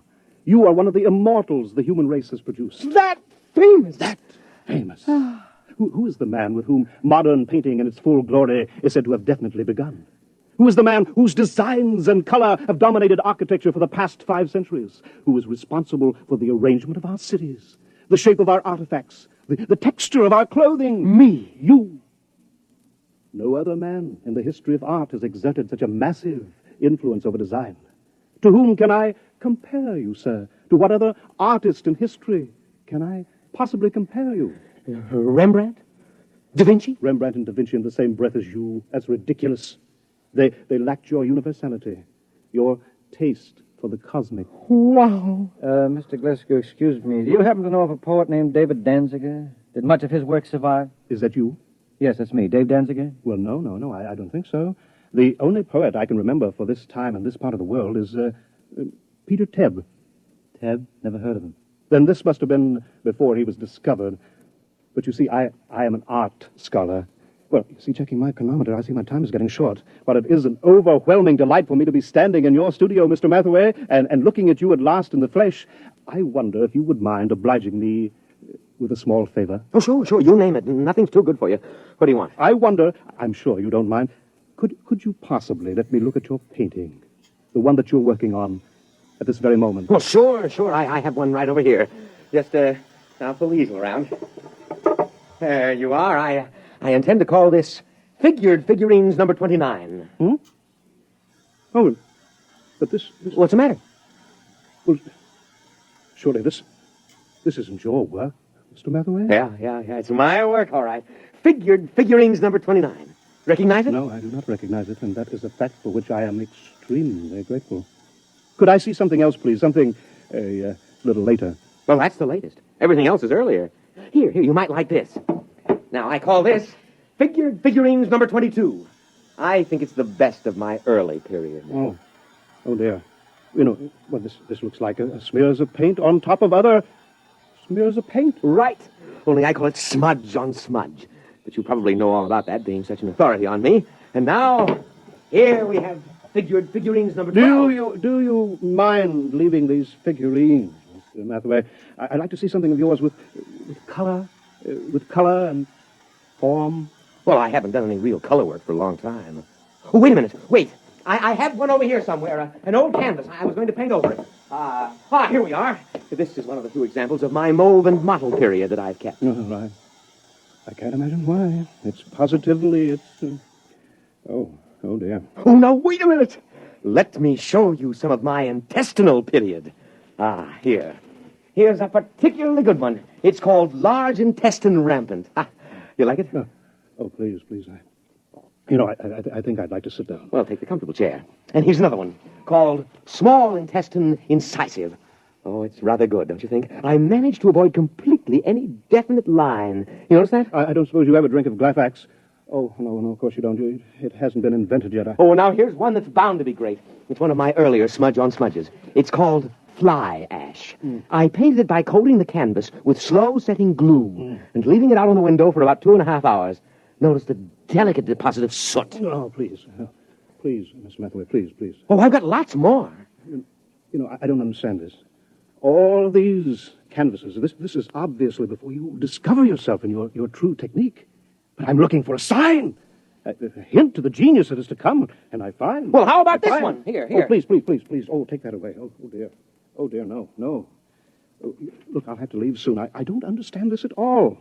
Let me show you something here, gentlemen. Here, a pocket edition of the source book. The complete paintings of MornelMathaway, 1928-1996. Were you born in 1928? Yep. May 23rd, 1928. Here, look at the first painting. Oh, that's beautiful. I mean, the color, that's incredible. Oh, well, that stuff. Well, why didn't you tell me you wanted that kind of stuff? You mean you have paintings like this, too? No, not paintings. One painting. Oh, I did it last week as a sort of an experiment, but I wasn't satisfied with the way it turned out, so I gave it to the girl downstairs. Would you like to look at it? Oh, yes. Very much. Well, here, I'll just toss your book on the bed. Come on, it won't take a minute or two.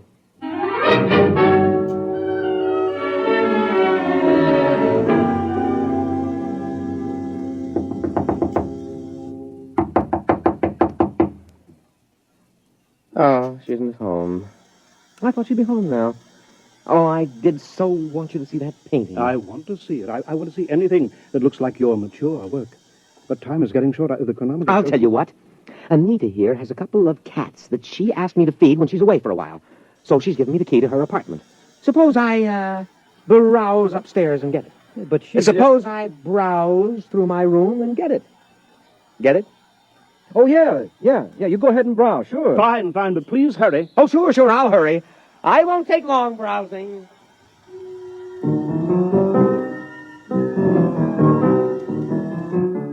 that was it, the high sign. I'd seen Morniel-Mathaway in action too many times as a shoplifter not to understand it. He was going upstairs to lift that book that he'd dropped on the bed. I knew he hadn't ever painted a picture like the one in the book, but he would now. Only he wouldn't paint them. He'd copy them. Well, I started talking automatically.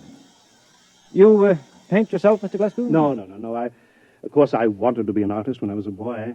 I imagine every critic starts out that way, but I found it far easier to write about paintings than to do them. Once I began reading the life of Morniel-Mathaway, I knew I had found my field. Not only do I empathize closely with his paintings, but he seems so much like a person I could have known and liked. That's one of the things that puzzles me. He's quite different from what I had imagined. Yes, I'll bet he is. Of course, history has a way of adding romance to an important figure. Mm-hmm. Oh, dear, I'm running out of time here. Do you think you'll be back with the key soon? I practically no time left. I've just got to get upstairs to the time translator. I just can't wait. I'll have to hurry now. Oh, dear, I did want to see an original Mathaway. I did want to. Mr. Mathaway, Oh!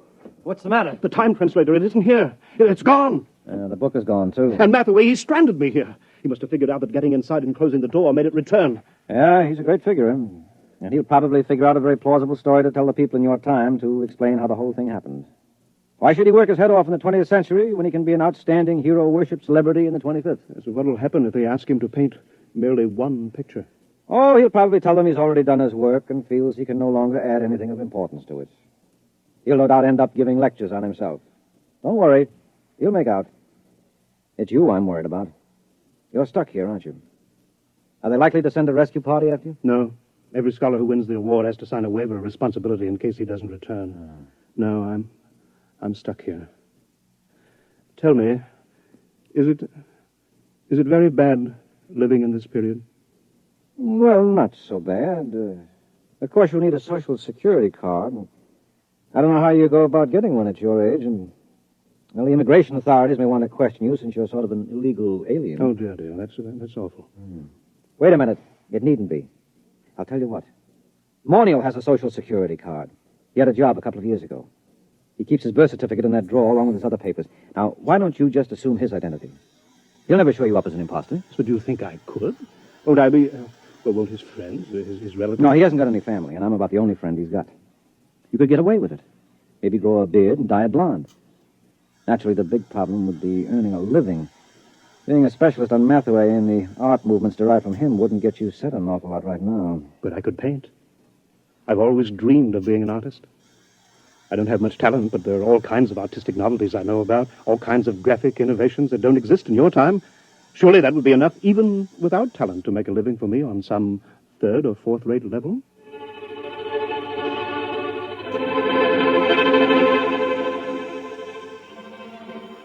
It certainly was. But not on the third or fourth-rate level. Mr. Glasgow, that is Morniel-Mathaway, is the finest painter alive today and the unhappiest. After his last wildly successful exhibition, I remember he said to me, "What's the matter with all these people praising me like that? I don't have an ounce of real talent in me. All my work is completely derivative. I've tried to do something, anything that was completely my own. But I'm so steeped in Mathaway that I can't seem to make my own personality come through. And those idiotic critics go on raving about me, and the work isn't even my own." Well, then whose is it? Mathaway's, of course. We thought there couldn't be a time paradox. I wish you could read all the scientific papers on the subject. They fill whole libraries because it isn't possible, the time specialists argue, for a painting to be copied from a future reproduction and so have no original artist. But that's what I'm doing. I'm copying from that book by memory. Look, Glasgow, that is Mathaway. Don't knock yourself out. But it's dishonest. No, it isn't. You're deliberately trying not to copy those paintings. You're working so hard at it that you refuse to think about that book or even discuss it. As a matter of fact, when I tried to get you to talk about it a little while ago, you couldn't actually remember it. That's true. That's true. You're the real Morniel-Mathaway, and there's no paradox. You're actually painting those pictures. You're not copying them from memory. I know in my heart that they're not mine. All right, I'll forget it. Anyway, you're a much nicer guy than Mathaway ever was. And besides, a buck is a buck.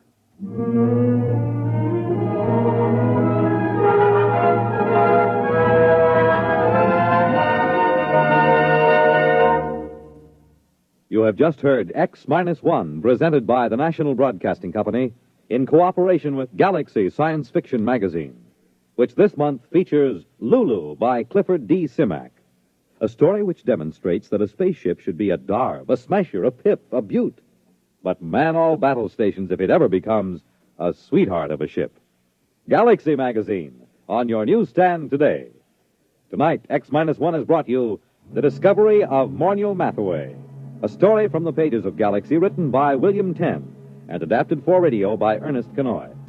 Featured in our cast were Leon Janney as Mathaway, Guy Rep as the critic, Wendell Holmes as Glescu, and Les Damon as Dave. Your announcer, Fred Collins. X-1 was directed by Daniel Sutter and is an NBC Radio Network production.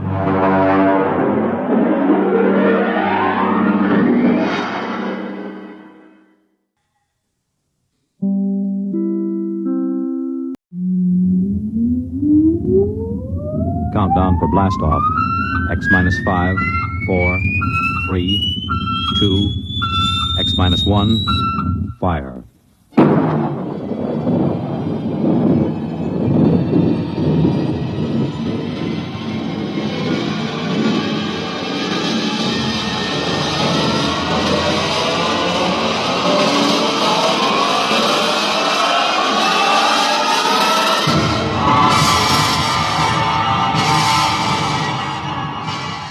From the far horizons of the unknown come transcribed tales of new dimensions in time and space. These are stories of the future, adventures in which you'll live in a million, could be years, on 1,000 maybe worlds. The National Broadcasting Company, in cooperation with Galaxy Science Fiction Magazine, presents X minus 1.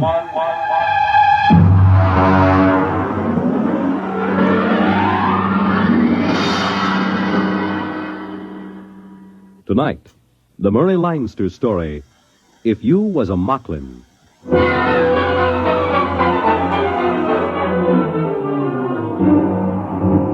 Up to the last minute, I can't imagine that Moklin is going to be the first planet that humans get off of. Moving fast, breathing hard, and sweating copious. There isn't any reason for it. Everything was all quiet at the trading post. I was sitting on the front porch while Deeth, he's the Moklin clerk. Looks a lot like a guy named Casey, used to be a wiper on the Palmyra. He comes out on the porch. Frankly? Morning, Deeth. How's business? Not so good. There were a few wood Moklins in this morning. Yeah, I saw him. Kind of nice looking. Those big saucer eyes.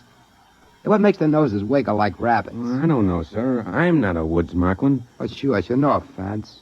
They buy much? No, they didn't. They said the prices were too high. Oh. Yeah, they said they can get the same goods at the other trading post for half price. Yeah, it's kind of hard to run a nice little monopoly for the company with another trading post opening up at half price. What is it, sir? Look at that little kid playing in the mud. You mean the Moklin kid? Yeah, it's my cousin's niece. I can't get over those little kids with the droopy mustaches like old man Bland. I gotta laugh every time. Well, I understand, but you see, Moklins are getting much more human every day. Hey, look at that. There go the trees on the landing field. Yeah, but the relief ship isn't due for a month. I never knew those trees to get up and walk away if there wasn't a ship due in. Yeah, there goes old Sally pulling up her roots. Well, this can't be any routine ship. I wish Brooks was back from the hills.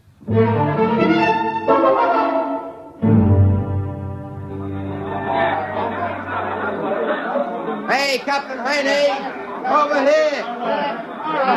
Come on, let go of my hand. Yeah, nice to see you all again. Friends, yeah, sure. Friends. Yeah, I wish those Moklins were a little less friendly each time. It's like being a movie star. Captain Haney?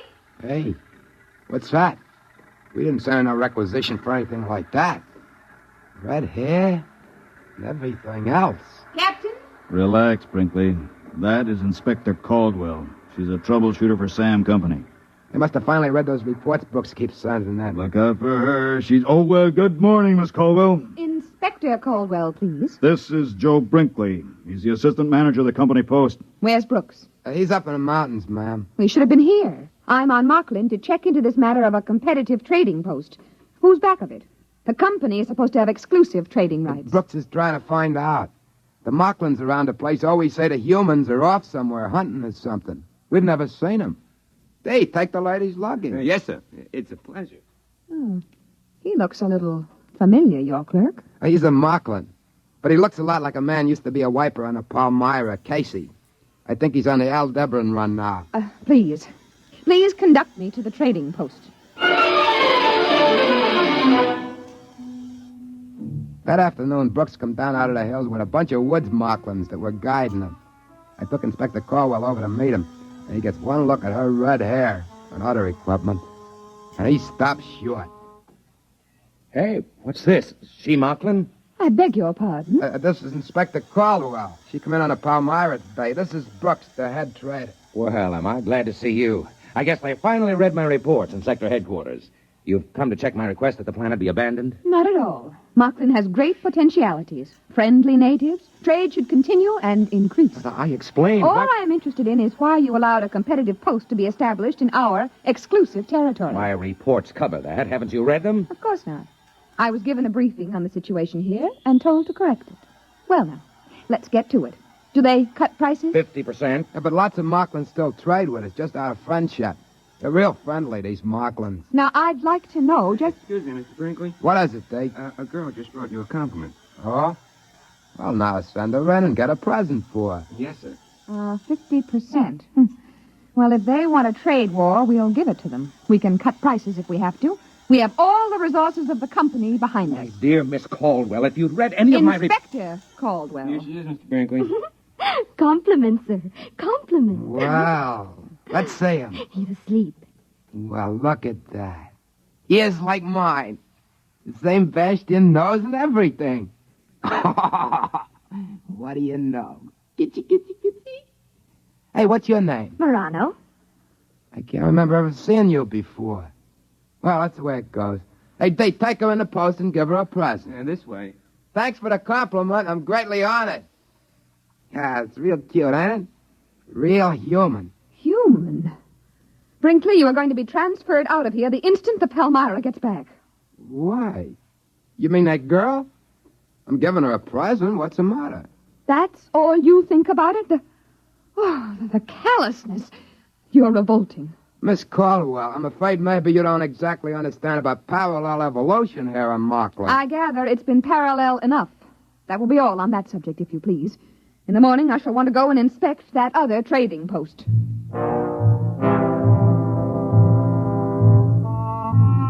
We set out for the trading post the next day. Brooks stayed behind on account of he was peeved that she hadn't read his report. Anyway, she was cute as the bug, and he resented anyone with a figure like that in authority over him, especially without reading his report. I tried to explain to Miss Caldwell that we just couldn't go in and rip up the opposition post. Why not? They're poaching. Moklins imitate humans. Now, if we start trouble, they'll start it too. Anything. Mayhem, murder, theft, bigamy. Bigamy? You're worried about that? Listen, Miss Caldwell, you've got to understand about Moklin evolution. I'm not interested. Yeah, here, wait a minute. Now, this is a nest bush, see? There's about a dozen nests on it. Now, only about 2 of them are ripe. Look. Oh, there's a bird. Yeah, that's what I'm trying to tell you. Now, see, the bush grows nests for the cacklebird, and the bird, well, fertilizes around the bush. It's even Steven. See, that's the way evolution works on Moklin, like we were trying to tell you. Mr. Brinkley, I am not interested in learning about the birds and the bees on Moklin or any other planet from you. Now, let's get on to that trading post. Naturally, when we got there, there was only a couple of Moklins hanging around. They told us the same story about the humans having gone off somewhere hunting donderflies. When we got back to the company post, Inspector Caldwell, furious as a wet cacklebird, marched right into Brooks. I have just ordered a price cut on all items on sale by 75%. I've also ordered unlimited credit for Moklin customers. They want a trade war over there? I'll give it to them. But you don't understand. There's a whole planet where they could have put another trading post without being discovered. Why put it so close to us? That furnishes them with a ready-made market for human trade goods. And it furnished them with Moklins trained to be interpreters and clerks. And it furnished them with a Moklin head clerk, who is a very handsome young man, Mr. Brooks. He not only resembles you in every feature, but he even has a good many of your mannerisms. You should be very proud. Goodbye. That's funny. Like me, huh? That's right. Spitting image. Funny as folks never brought him for a compliment present. How good's the likeness? If he was wearing your clothes, I'd swear it was you. Maybe... Joe, remember that time you went off hunting with Deeth and his folks? Yeah, sure. We were after dunderflies. We caught about 6 of them. You were wearing Moklin clothes, weren't you? Oh, you know how they are. You're insulted if you don't. Listen, did you come back after one day for tobacco and a bath? No. No, we were way over at Dunlip Hill. Some Moklin got killed and we had to bury him. It took 2 days. Well, during that week, while you were off wearing Moklin clothes, somebody came back here wearing your clothes. He got some tobacco and went out again. He looked just like you, Joe. Exactly. Nobody suspected it wasn't you. Why should he want to do that? He might have been checking to see if he could fool me. Oh, that's a situation, ain't it? I haven't mentioned it before, but I've been guessing it's something like this. Moklins like to be human, and they have kids that look human. Look at the difference between Deeth and a woods Moklin. Well, maybe they can want to be smart like humans. And pretty soon they are, or their kids are. That rival trading post. You figure there aren't any humans running it? They're practicing with that. You mean they might figure to get rid of us and have a couple of Moklins take our place? I don't believe that.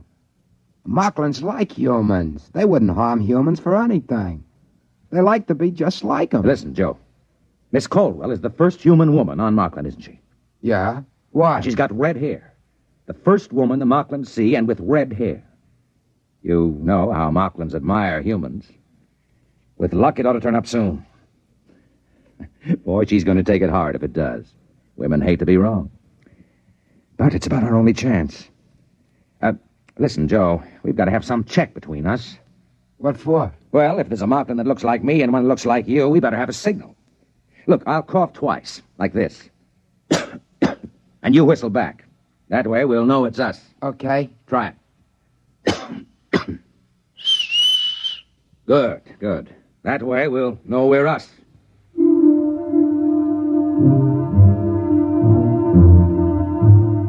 Brooks starts off the next morning to visit the other trading post and see the Moklin that looks so much like him.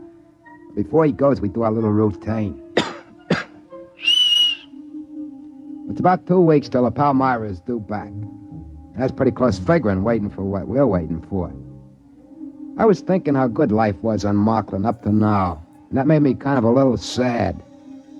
But it's the end, there's no doubt about it. Moklin sure admire humans. They produce kids that look like them.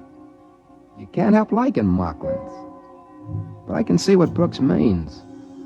Moklin's loose among humans, outsmarting them as their kids grow up, just about taking over in the galaxy. When they come back from the other trading post, we went through the secret business again. Meantime, Inspector Caldwell was busy with her trade war. She cut prices once, twice, finally 6 times, until 3 days before the Palmyra is due back, our goods are marked at exactly 1% of what they cost a month before. Brooks was getting more and more nervous. Seemed like he was falling kind of in love with a snappy little inspector. He was getting jumpy, waiting for her to get her big surprise. She was making out merchandise requisitions one morning when Deeth come in, smiling friendly at her. Inspector Caldwell? Oh, what is it, Deeth? There's a compliment for you. What? 3 of them. What is he talking about? Joe, this is it. Deeth, show him in. Now, look, I haven't got time for public relations. These inventories are... Here we are. Inspector Caldwell, 3 compliments. Compliment, compliment, compliment. Now, let's see you. Very pretty, very human, no? Oh, no. No, that's impossible. No. Very pretty. Red hair, all 3 of them. Red hair. Very pretty red hair. Same as human lady. Very pretty. All right, Deeth. Take her out and give her some presents. This way. Come on. But that's impossible. Those babies, 3 of them, they couldn't. They do. They look exactly like you. That's what we were trying to tell you. But I've only been here a month. Moklin babies get born real fast. They sure admire humans. It's kind of friendly when you think about it. You mean they can make their babies look like anybody they want? It was all in my reports. They've got a queer sort of evolution here on Moklin. Babies here inherit desired characteristics, not acquired characteristics, desired ones. And what could be more desirable than you? Red hair and all. Oh, but I thought, you and Brinkley... Oh. You couldn't help it, dear, really. But I hated you. I thought that... Now, look, darling, Joe, Yeah? do me a favor, will you? Sure, what? Get out of here. Oh, okay. And stay away for a while. Sure, only one thing. What? This. Okay. Then I'll leave you two together.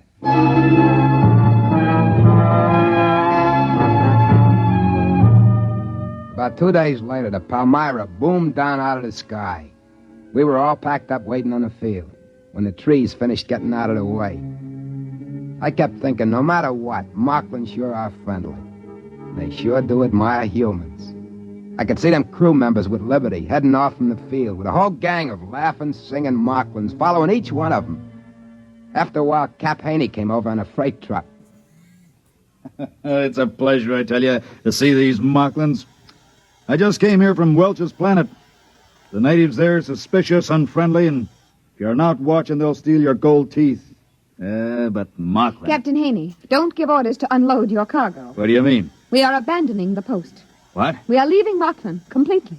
Sam Company pulling out when there's still a mill credit to be made? I don't believe it. I have authority to order the move, and Mr. Brooks has convinced me of the necessity for it. Now, Inspector, I know the company doesn't like to give in to competition. There isn't any competition. Well, I thought... Miss Caldwell's right. That other trading post is purely a Moklin enterprise. They bought our goods from us and pretended to sell them at half price, and we got our prices, so they bought more goods from us and went on. Some Moklin must have thought it'd be nice to be a smart businessman, so his kids would be smart businessmen. Too smart. We'll close up this post before the Moklins think of something else. What? What do they think of? If they got loose from this planet, if they can pass as humans, their kids could take over human civilization. How would you like that? Oh, I see, yeah. You'd better make ready to blast off, Captain. Yeah, but I got the B section off on shore liberty. Men are scattered all over the place. With Moklins? Sure, with Moklin. You know how it is. Regular party. Fancy Moklin clothes, food, liquor. Captain, you'd better sound the emergency recall. Yeah, I see what you mean right away.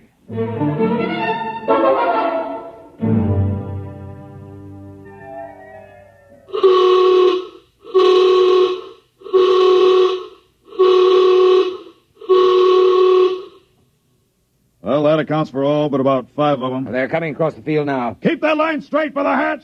We gotta count off. 4, 5. Yeah, they're all in line. I'll check against the roster. Wait a minute, there's another one coming. Look. By that tree. Well, there can't be. I got 38 men lined up already. 38, that's a full count. That's a human. He's wearing Moklin clothes. It looks like Pete Werber from the engine crew. Hey, wait. Wait for me. Wait. Yeah, but it can't be. Werber's already checked in. There he is in line. Wait for me. Hey, where'd you come from? I couldn't find my clothes. You see, I was in these Moklin clothes when the signal went off. I was trying to find my clothes. Werber, look over there in the line. Where? Hey, that's my clothes. That guy. He looks just like me. Now, what's the idea? Hey, you. Come over here. Yes, sir. What's the idea? All right, you caught me. I'm a Moklin. He stole my clothes. Why did you do it? Oh, we Moklins like humans so much, I thought it would be nice to make a trip to Earth and see more humans. How come he looks like me? My parents planned it 5 years ago when you came here first. They made me look like this wonderful human and hid me till now. You give me back my clothes. Well, of course. I wouldn't want to make any difficulties for humans.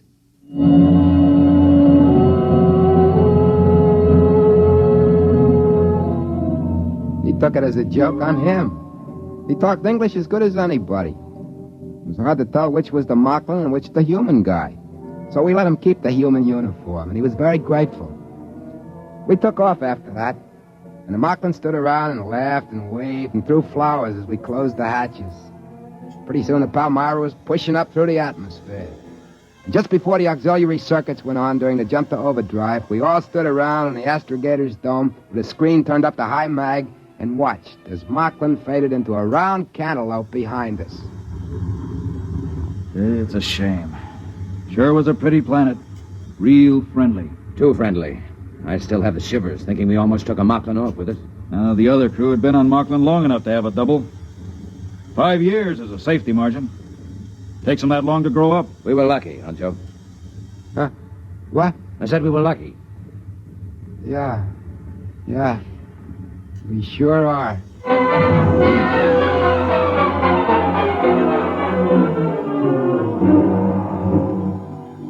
guess I was the only one who felt a little different from the others about leaving Moklin. I mean, Moklin's are swell folks, and it seemed a shame. There'll be an order out that no human ship is allowed to land on Moklin. But I was thinking, I'll save my money, and those compliments, those three little kids that look just like Inspector Caldwell, in about 5 years they'll be grown. And I'll buy me a little private ship and shove off from Moklin again. And I'll pick me one of those three red-headed gals and marry her Moklin style, and bring her out to a human colony planet. We'll have kids with brains, top-level brains. That's easy. If she wants it, that's the way the kids will be born.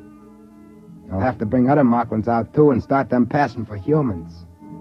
My kids are going to need other Moklins to marry, aren't they? It's not that I don't like humans. I do. If the fellow I look like, Joe Brinkley, hadn't gotten killed accidental on that hunting trip, I never would have thought of taking his place and being Joe Brinkley. That's what I was thinking when Brooks suddenly got an idea. Wait a minute. Joe, you and I were on Moklin more than 5 years. Yeah? So? One thing. And everything's all right.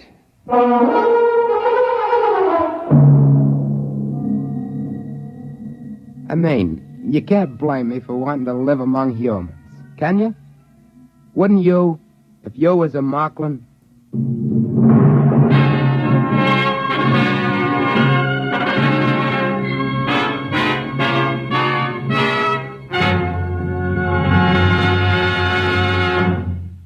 You have just heard X-1, presented by the National Broadcasting Company in cooperation with Galaxy Science Fiction Magazine, which this month features another fascinating For Your Information column written by Willie Lay. Galaxy Magazine, on your newsstand today. Tonight, by transcription, X-1 has brought you If You Was a Moklin, a story from the pages of Galaxy written by Murray Leinster and adapted for radio by Ernest Kenoy. Featured in the cast were Joseph Julian, Patricia Wheel, Carl Weber, Ralph Camargo, Helen Gerald, Stan Early, John Marley, and Dick Janiver. Your announcer, Fred Collins. X-1 was directed by Daniel Sutter and is an NBC Radio Network production.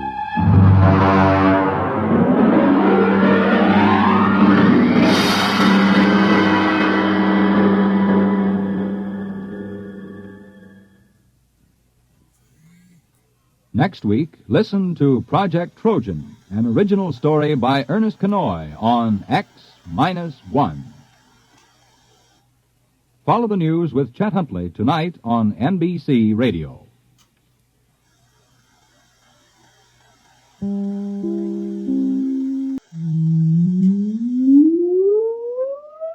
Countdown for blastoff.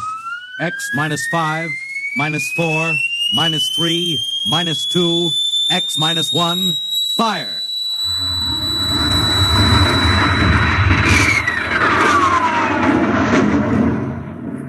From the far horizons of the unknown come tales of new dimensions in time and space. These are stories of the future, adventures in which you'll live in 1,000,000 could-be years on 1,000 would-be worlds. The National Broadcasting Company presents X-1.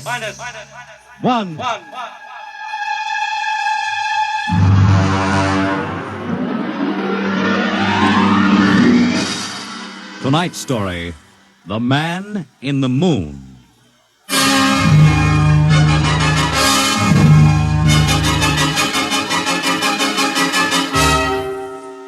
Attention, attention. This is the Federal Bureau of Missing Persons calling all local agencies.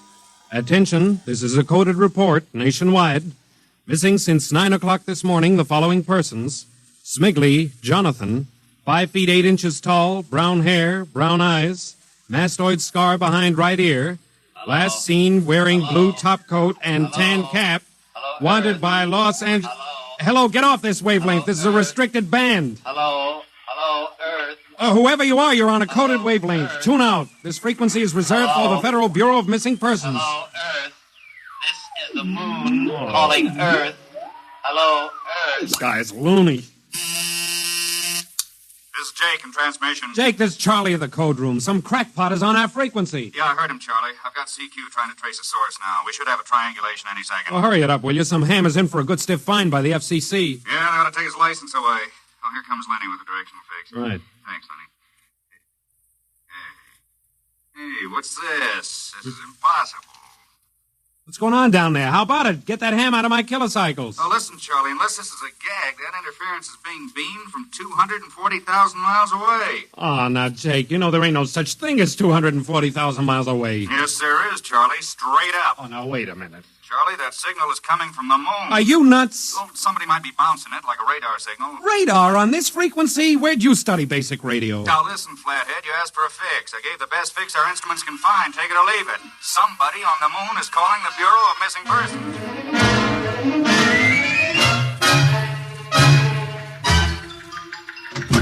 Mr. Timken! Mr. Timken! What's the sweat, Charlie? Shouldn't you be broadcasting? Listen, Mr. Timken. You know I'm a sober citizen, right? Hmm? Never once have I broadcast with the smell of alcohol on my breath, right? Right. In all your 12 years here at the Bureau, did I once What's ever... the matter, Charlie? We're picking up a message on our wavelength. Did you report to the FCC? I ain't got the nerve. Well, what's wrong? You'll scream when you hear this, Mr. Timken. You'll jump right out the window, but... We are getting an SOS from the moon.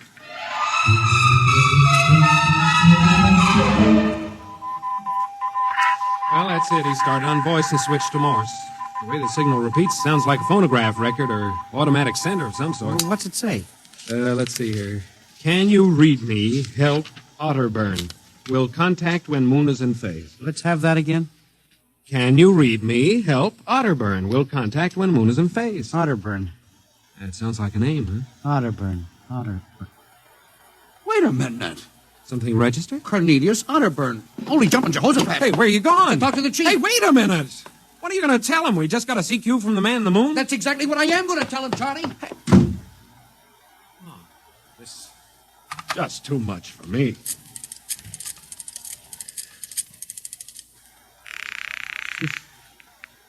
Washington Star Ledger. Let me have O'Brien on city desk. A moment.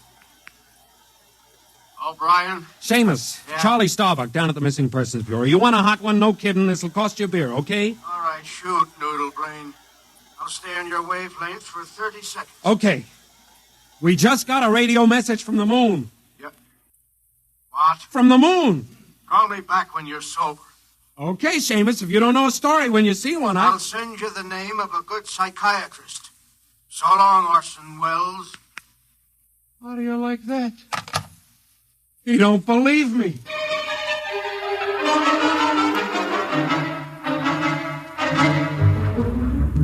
Otterburn, Mr. Wade.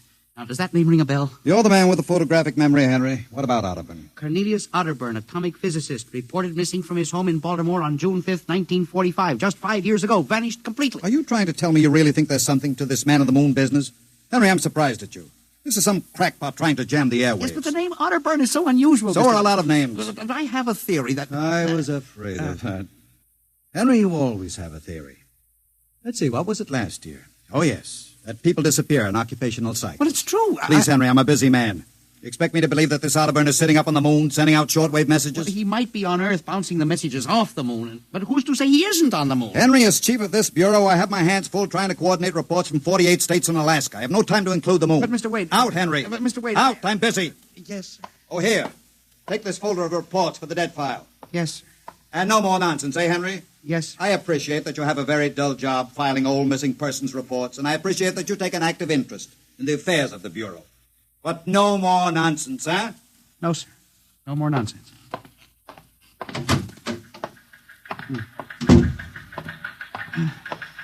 Pardon me. Hmm? You are Mr. Henry Timken. That's my name. Permit me, Jefferson Philo, scientific feature writer. Oh, how do you do? Oh, are you a newspaper man? Not exactly. I write as a hobby. Occasionally the papers give me leads on an assignment. If I may have a moment of your time. Oh, certainly. Just sit down at my desk over here. Thank you. My, that's quite a stack of papers. Filing. I'm the records custodian of the Bureau. 12 years and never misplaced a record. Magnificent. I admire the precise mind, Mr. Timken. Of course. Now, Mr. Timken, Mr. O'Brien, the editor of the Star Ledger, said I might drop by and investigate a rumor. Only a rumor, mind you, that a message from the, Moon? Well, we aren't certain it's from the moon. It may be a bounce. They have bounced radar waves off the moon, you know. Yes, And- I know. I wrote the first newspaper article on it. Really? I'd be interested to read it. I must have a copy in my Well, briefcase. don't bother. Oh, but I insist. Oh, yes. There you are. I'll leave it on your desk. Oh, thank you very much. Now, about this message from the moon, Mr. Timken. Well, now, we don't know for sure, as I said. But I believe that this message, wherever it originates, is from Cornelius Otterburn. The physicist? Oh, do you know him? I once wrote an article on his contribution to nuclear mechanics. A brilliant man, Otterburn. Years ahead of his contemporaries. Well, whoever is sending those signals, if he isn't on the moon, is at least using the moon as a sounding board, bouncing the signal. But why, Mr. Timken? Why? Well, if you will come here tomorrow night at 8, Mr. Philo, we may learn the answer to that question. I've arranged with Charlie, our radio man, to let me use the equipment. May I consider this an invitation? You certainly may. Very well, sir. Until tomorrow night, then. Goodbye, Mr. Philo. Let's see now. Aiken, Abelard, Abramson, Rono, Hatch. That's funny. Now, where did this list of names come from? Paul Ahrens, astromathematician. Robert Simons, electronic engineer. Carl Parker, mining specialist. Well, this must have got mixed up with the papers on my desk by accident. Peculiar list of names.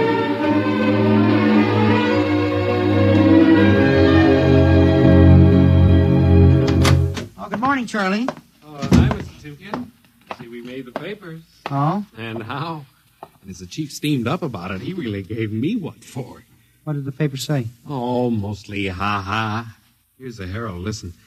Man on the moon contacts Missing Persons Bureau. Missing atomic scientists sitting on the moon, say Bureau experts, etc., etc. What a panning. Well, no wonder Mr. Wade is hopping. Say, about tonight, Mr. Timken, I don't Now, know. you promised you would give me a key to the radio room. Yeah, but I didn't expect Well, this. I'll take full responsibility with Mr. Wade. At the time for the morning broadcast, we got quite a list today.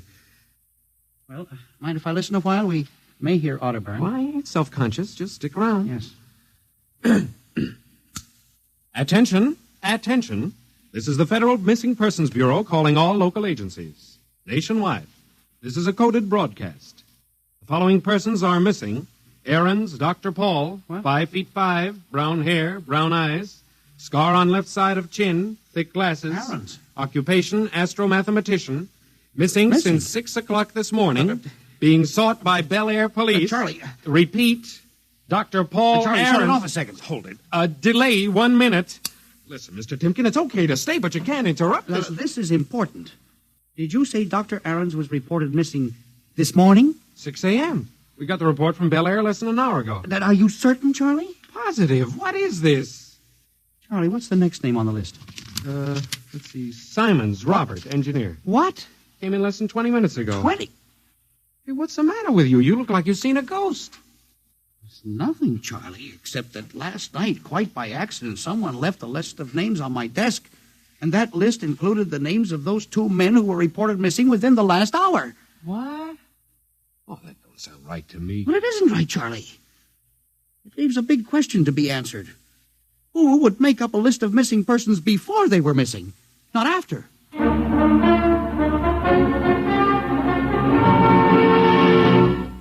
And you say this list of names was left on your desk accidentally? I believe so, Mr. Wade. You have any ideas, Henry? It's hard to say. Mr. Philo left some papers from his briefcase. Mr. Philo? Well, a science feature writer. I see. You were the leak on that story, then? Yes, sir, I'm afraid I was. I didn't think it would be treated as a laughing matter. Well, we'll deal with that later. Yes. What's this Philo like? Well, he's a strange old duck, bald, thick glasses, tall. He walks stooped over. Seems to know a great deal about scientific data, but, of course, being a science writer... Is there any other possibility? I believe that this is all hooked up with the broadcast from Otterburn. That seems to be a very remote possibility. The Missing Persons Bureau deals in remote possibilities, Mr. Wade. I do not require a statement of policy. Yes, sir. What's the theory? Well, for some time now, it has been my contention that in a country like ours, where even the cleverest criminal can be ferreted out and located eventually, there is no such thing as a missing person. I was afraid of that. For 12 years now, I have kept the central files, where information from all over the country is channeled and recorded. I have made a private study. This is beginning to sound familiar, Henry. And I have discovered that each year, literally thousands of persons vanish, leaving no trace. They are never located. Where do they go? Nobody knows. And and they disappear in interesting cycles. What sort of cycles? Occupations, for example. 1 year we'll have a run on, well, say, coal miners. Next year the proportion of engineers increases, and then scientists. And what do you think happens, Henry? I don't know, Mr. Wade, but I'm beginning to suspect that somebody else has discovered the same phenomenon, even to the point, perhaps, of being able to predict who will turn up among the missing next. Philo? Well, I don't know, but I would like to find out. And you think Otterburn may be a part of this picture? Mr. Wade, I definitely do. Henry, do you honestly expect me to buy an idea like that? It is more than an idea. The two top men on this list are missing, and... Maybe so, but the rest of them aren't. Parker, Watson, Gibbs. Why, I saw Parker in the restaurant where I had lunch today. Yes, but... And if you think I'm going to make myself a laughingstock by accepting such a crack-brained theory... Well, Excuse me. Yes. Hello, Wade speaking. Yes? Yes? I see. What name? Just a moment. Henry, let me see that list again. Here you are, sir. Go ahead. I see. I'll get back to you. I guess I owe you an apology, Henry. Sir? Carl Parker was just reported missing. Parker? Third man on your list. Holy mackerel. Exactly. Henry, for a good many years now, I've ridiculed these theories of yours. I don't know. Perhaps I've underestimated you. Maybe this time you've really stumbled onto something. What do you intend to do, Mr. Wade? I don't know. I haven't thought it out yet. I was planning to listen for another broadcast tonight in the hope that Otterburn might try to contact us again. Good idea. I believe I'll join you. I also invited Mr. Philo, the feature writer. Oh? I'll be glad to meet him. I'm beginning to get interested in you, Mr. Philo. Mr. Wade, you don't think... That he's mixed up in this? Yes. I don't know, Henry. But it suddenly strikes me that we don't know very much about him, really. We ought to contact the police. No, Henry. I think we're better off keeping this between ourselves for the moment. We're dealing with the unknown. And in solving an equation for the X factor, it's often easier to limit the number of terms. Follow me? I don't know, Mr. Wade. There may be more danger in what you have discovered than you are aware of. Let's keep it quiet. You agree? Maybe you're right, Mr. Wade. I hadn't thought of the danger involved.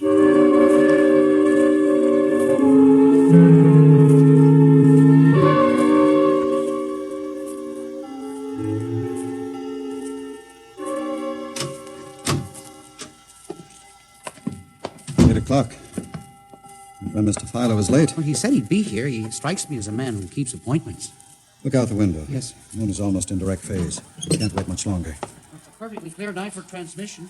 If anybody's sending, we ought to pick it up with this equipment. You'd better switch on the set. Yes. I never realized how eerie this office could be when it was empty. I'll have to light in the hall for Mr. Philo when he comes. Are you getting anything? Just some foreign stuff, I think. The British portion of tonight's programming from Johannesburg, South Africa. We continue in April. That's a peculiar transmission sound. Earth. Now, that sounds like something. See if I can work the selector. The moon is in phase. Yes. Hello, Earth. Can you hear me? I'll try to return. Hello? Hello? Hello, Earth. Hello, do you hear me? Oh, I get you now. Thank God. Who are you? Can you hear me? Who are you? This is Professor Cornelius Otterburn. Hello? Go on, I hear you. Not much time. They're on to me. They've located my sending point. You hear me? Go ahead, keep talking. I've only enough oxygen for a few minutes more. Well, where are you? I'm on the Earth side of the moon. You get that? The Earth side of the moon. A volcanic crater. Good. Start that recorder, Mr. Wade. Go on. Explain, please. Explain, Now please. listen closely. There is an Earth colony on the moon. There is an Earth colony on the far side of the moon, made up of renegade scientists and criminals. Professor Ernst Halsman. He died in an insane asylum in 1938. Professor Ernst Halsman discovered nuclear rocket power in 1935. Turned his plans over to escaped inmates of the asylum. They took off and set up a colony on the far side of the moon in 1938. Go ahead, we're recording you. Each year, they recruit new colonists from Earth. Slave labor, mostly. I was kidnapped in 1945. Yes, I know. Keep talking. They wanted me to work on atomic drive for their flying disc. Still getting you. Go on. Last month, 6 others and I escaped. Speak louder. You've got to stop them. Stop them. Stop who? The moon colony. Planning to take over the Earth. Invasion. Oh. Hang on. No oxygen. Hard to breathe. Hey, listen. They have agents on Earth. You hear me? Agents on Earth? Where? Who? Hello? Hello? Hello? Agents? Yeah. Henry, look out. Lights. Someone at the window, get down. Henry, are you all right? I think so. His shot smashed the transmitter. And the lights. Strike a match. Careful. It was close. I got a look at him. From the description, it was your Mr. Philo. We got a recording anyway, but not the most important part of the message. Poor Otterburn, suffocating to death. Henry, we've got to get you out of here. He said they have agents. Philo was probably one of them. He'll be looking for you now, trying to kill you.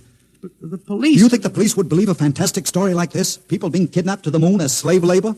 Moon colony planning an invasion of the Earth? But Henry, believe me, they'd trap us into straitjackets before we could finish. We've got to do something. We need time. Time to get proof. You don't think my theory was bunk then? I know it wasn't, Henry. Right now, my only concern is for your safety. But we can't walk out of here. Philo's probably waiting. Listen, there's a service elevator that leads to the basement garage. Yeah? We can get down there. There are some delivery trucks parked there all night. We can probably get one started. The garage door's off the ramp, work from the inside. We'll start the mechanism and make a run for it. I don't know. I think if we call the police... By the time the police get here, we'll be dead. You think Philo will wait outside all night? Come on. That's an order. Okay. But what about the recording of Otterburn's notes? We'll leave that here in the safe in my office. They'll never get into that. Let's go. You buzz the elevator while I hide the recording.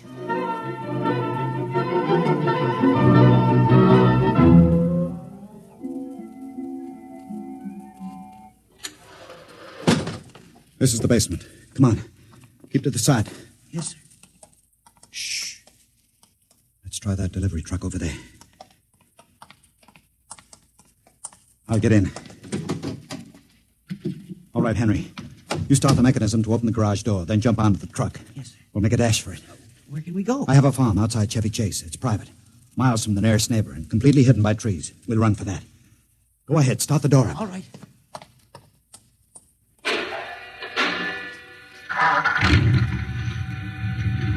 Quick, jump in. There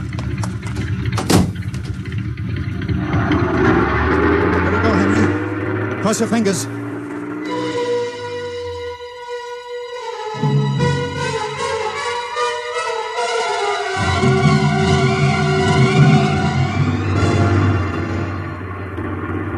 We made it out all right.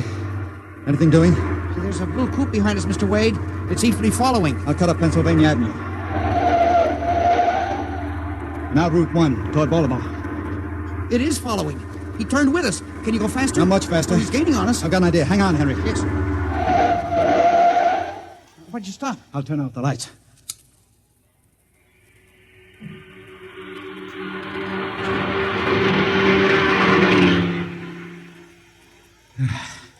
It worked. He shot right past us. Now we'll double back and go out another route.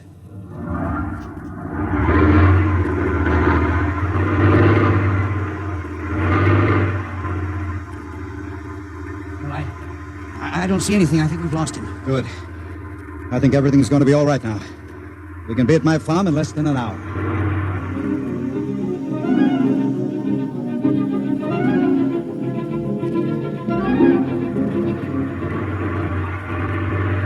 Not much longer now.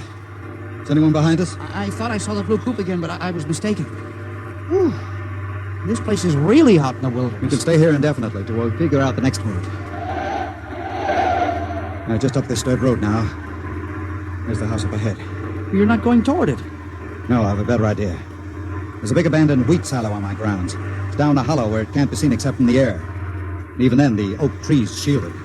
We'll hide you out there. Now, we leave the truck here. It'll not be seen. Come on. Yes. How did you ever find this place, Mr. Wade? I've always liked seclusion. I bought it about 12 years ago.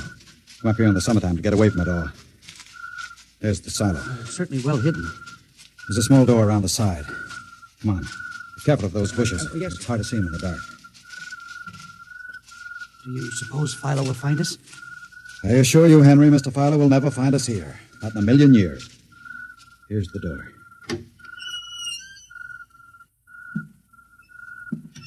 It's pitch dark. Oh, my arm. I know the way. Just a few steps up and another door. Steel. This is an unusual silo. Double wall, wood outside and steel inside. Completely fireproof. An army couldn't wreck it. We're inside the inner shell. Careful. Yes. You're in a circular room. Stay here a moment. I'll go outside and see if the coast is clear. In a moment, your eyes will become accustomed to the darkness.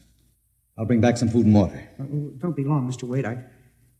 This place gives me the willies. Just a moment.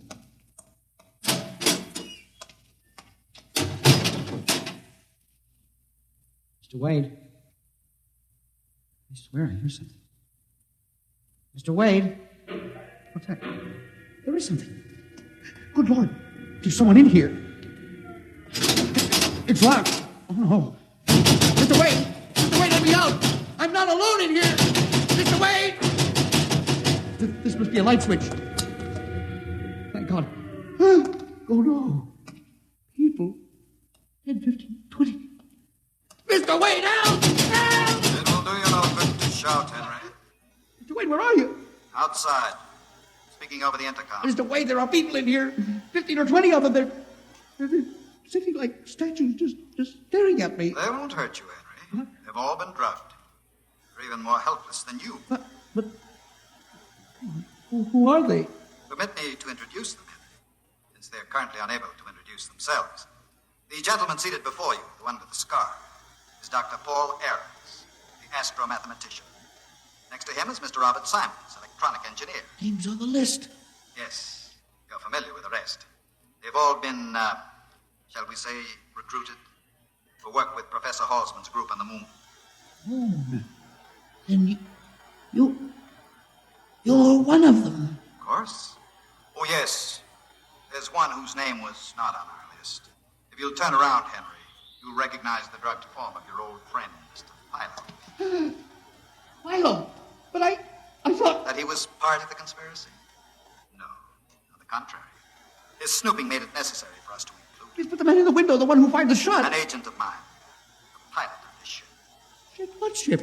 This silo is camouflaged for a rocket launching platform. In a moment, the roof will slide back for the rocket's takeoff. A rocket ship? In exactly 70 hours, you and your companions will join Professor Otterburn on the moon. But you can't do this to me! We have done it, Henry. No! You see, there was another name omitted in that list, which I carelessly mixed up with your papers. That of Henry Timken.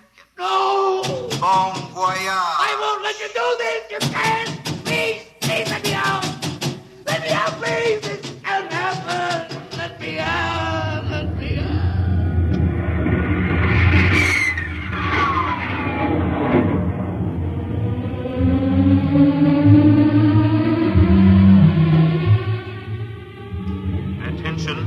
Attention. Missing since 8 o'clock last night, the following persons. Timken Henry, age 45, height 5 feet 8, 165 pounds, brown eyes, slightly balding. Occupation, records custodian. Repeat, Timken Henry, age 45, height 5 feet 8, 165 pounds.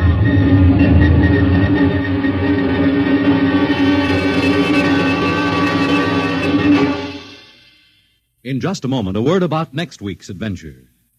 Tonight, by transcription, X-1 has brought you The Man in the Moon, an original radio drama written by George Lefferts.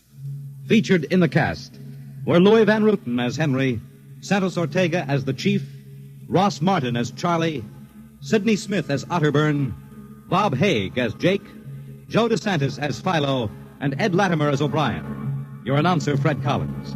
X-1 was directed by Fred Way and is an NBC Radio Network production.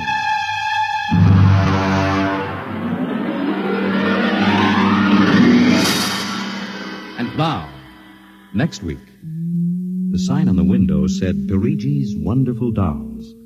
A woman and a child waited outside. The little girl peering eagerly through the window, and the woman glancing impatiently at her wristwatch, as if expecting someone who was late for an appointment. And there was nothing about Parigi's doll shop to warn them that they were waiting to keep an appointment with Doom at X minus 1.